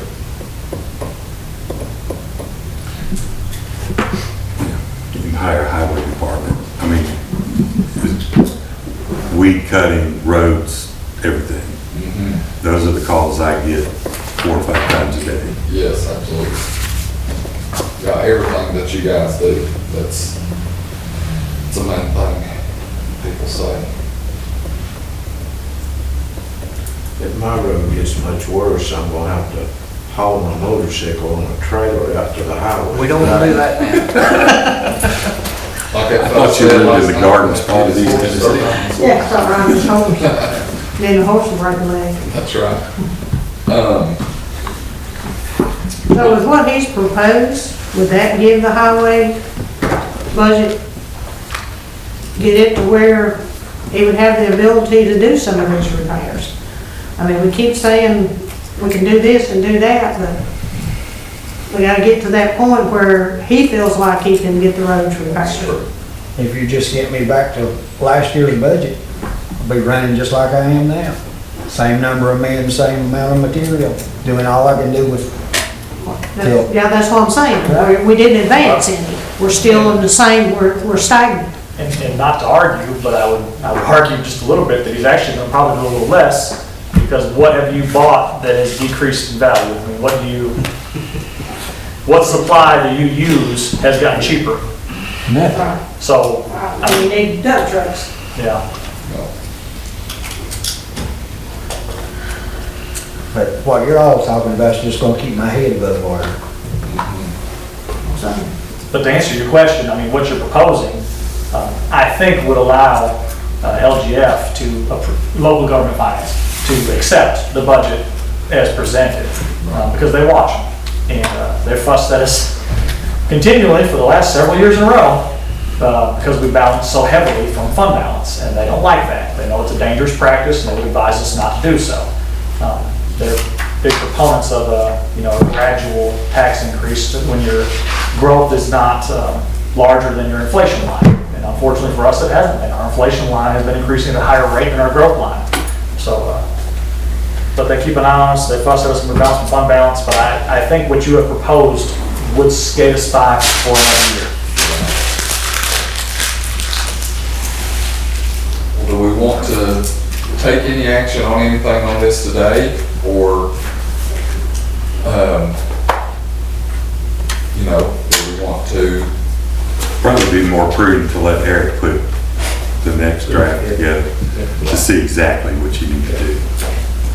Okay. Well, if you want it to look any different, I do need you to accept the second draft as he's presented it, and I do need you to make a motion on moving the capital projects, capital outlay budget into the general or highway capital projects fund, if that's what y'all want me to do. Yeah. But for it to look much different, if you don't give me those things, I'm going to present back to you what you just looked at. Yes. All right, we've heard what Eric said. We need a motion to move $173,000 of expenses in the general fund, in the highway fund, to the highway capital projects fund. Yes. Okay, say that one more time. I don't think you can. A motion to move $173,000 of capital outlay expenses from the highway fund to the highway capital projects fund. Just change that number from 173 to 173,500, and you've nailed it. Okay.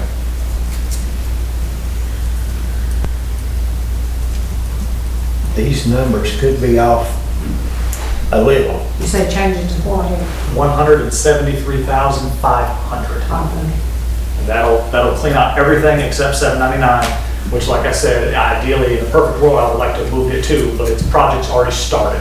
And so I'd like to let that finish where it is, and then we won't do any more capital outlay out of his operating budget. We'll do all of his capital outlay out of his highway capital projects fund in the future. These numbers could be off a little.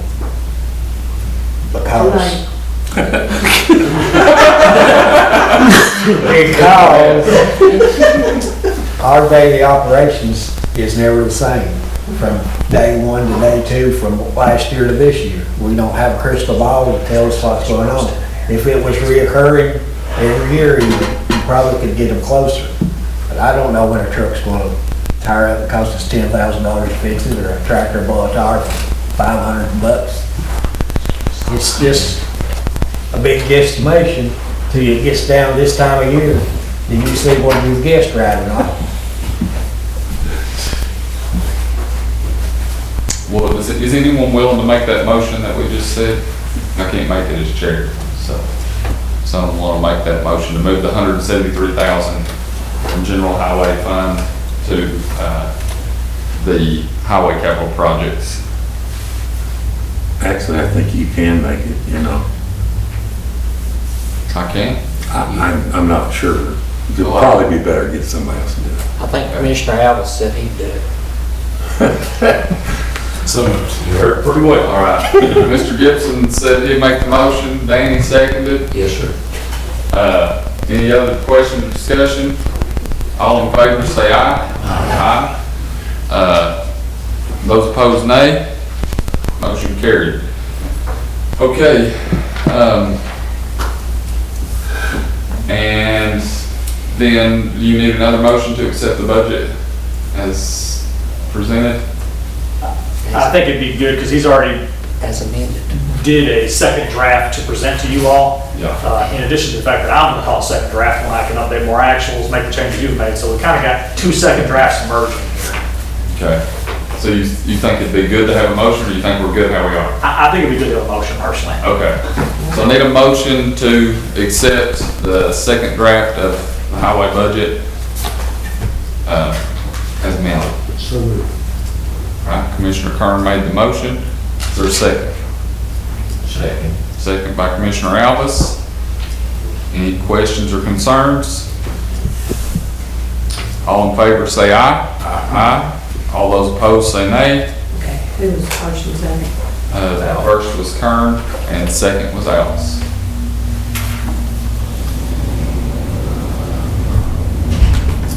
And motion carries. All right, we've accomplished quite a bit today. Enough to start us on a second draft anyway. Is there anything else the committee would like to discuss before we adjourn? Next day.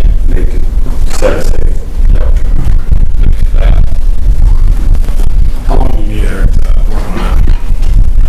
If nobody's opposed, I am not going to go into each respective salary and change their COLA.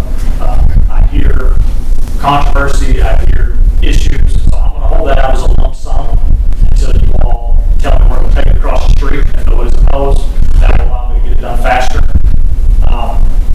You've given me a fair share of changes, but not too terribly many.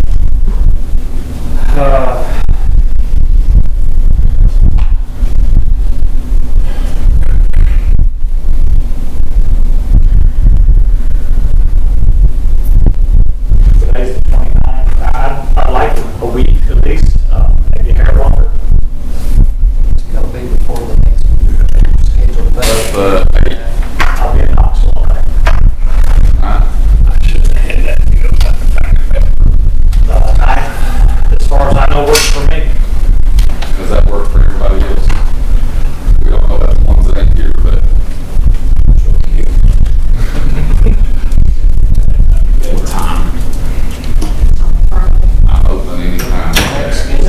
Just it is on Friday.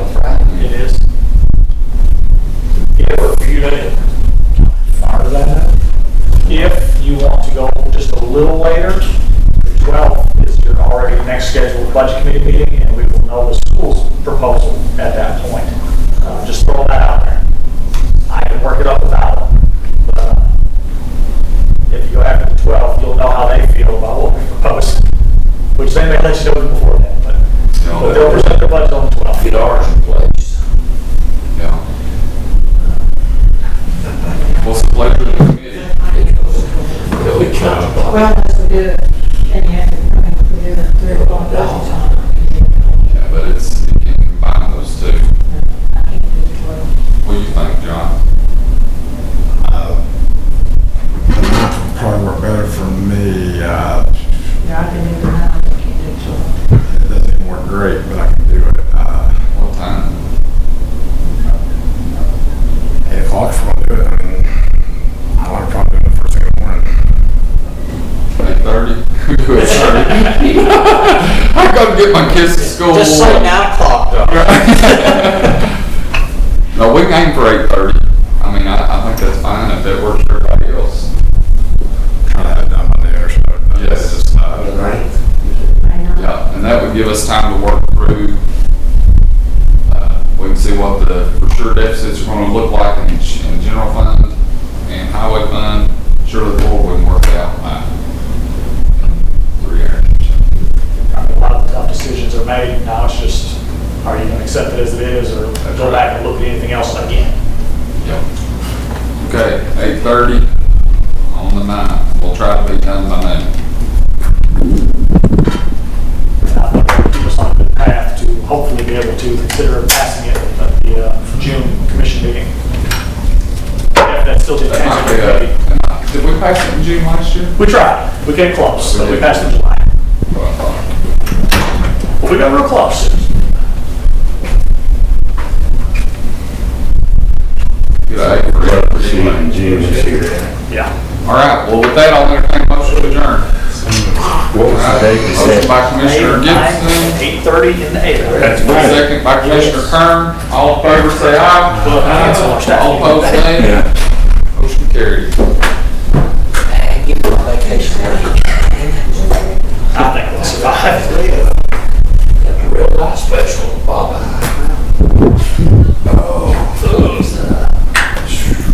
At 8:30.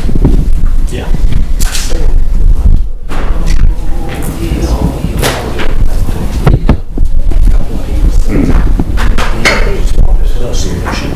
He was working up towards the solution. Yeah, please, that'd be great. And then I'll have it for you or whoever else needs it next time. Budget.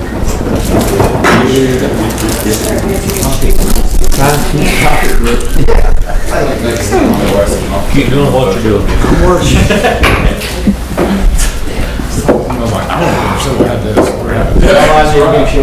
All you need to show up. That is it. That is it. Right. Hey, Mark, Yeah. we're all putting in a request that the other 7 commissioners be subbed on to the budget committee next year. Hey, that reassessment coming, you might mean that. Yeah. No, actually, we have to have a 14-member budget committee. Yeah, that might be it. Yeah. See you. Always got to fix your best. Turn down. We can have, oh, yep. We getting there, Danny? Lordy, Lordy.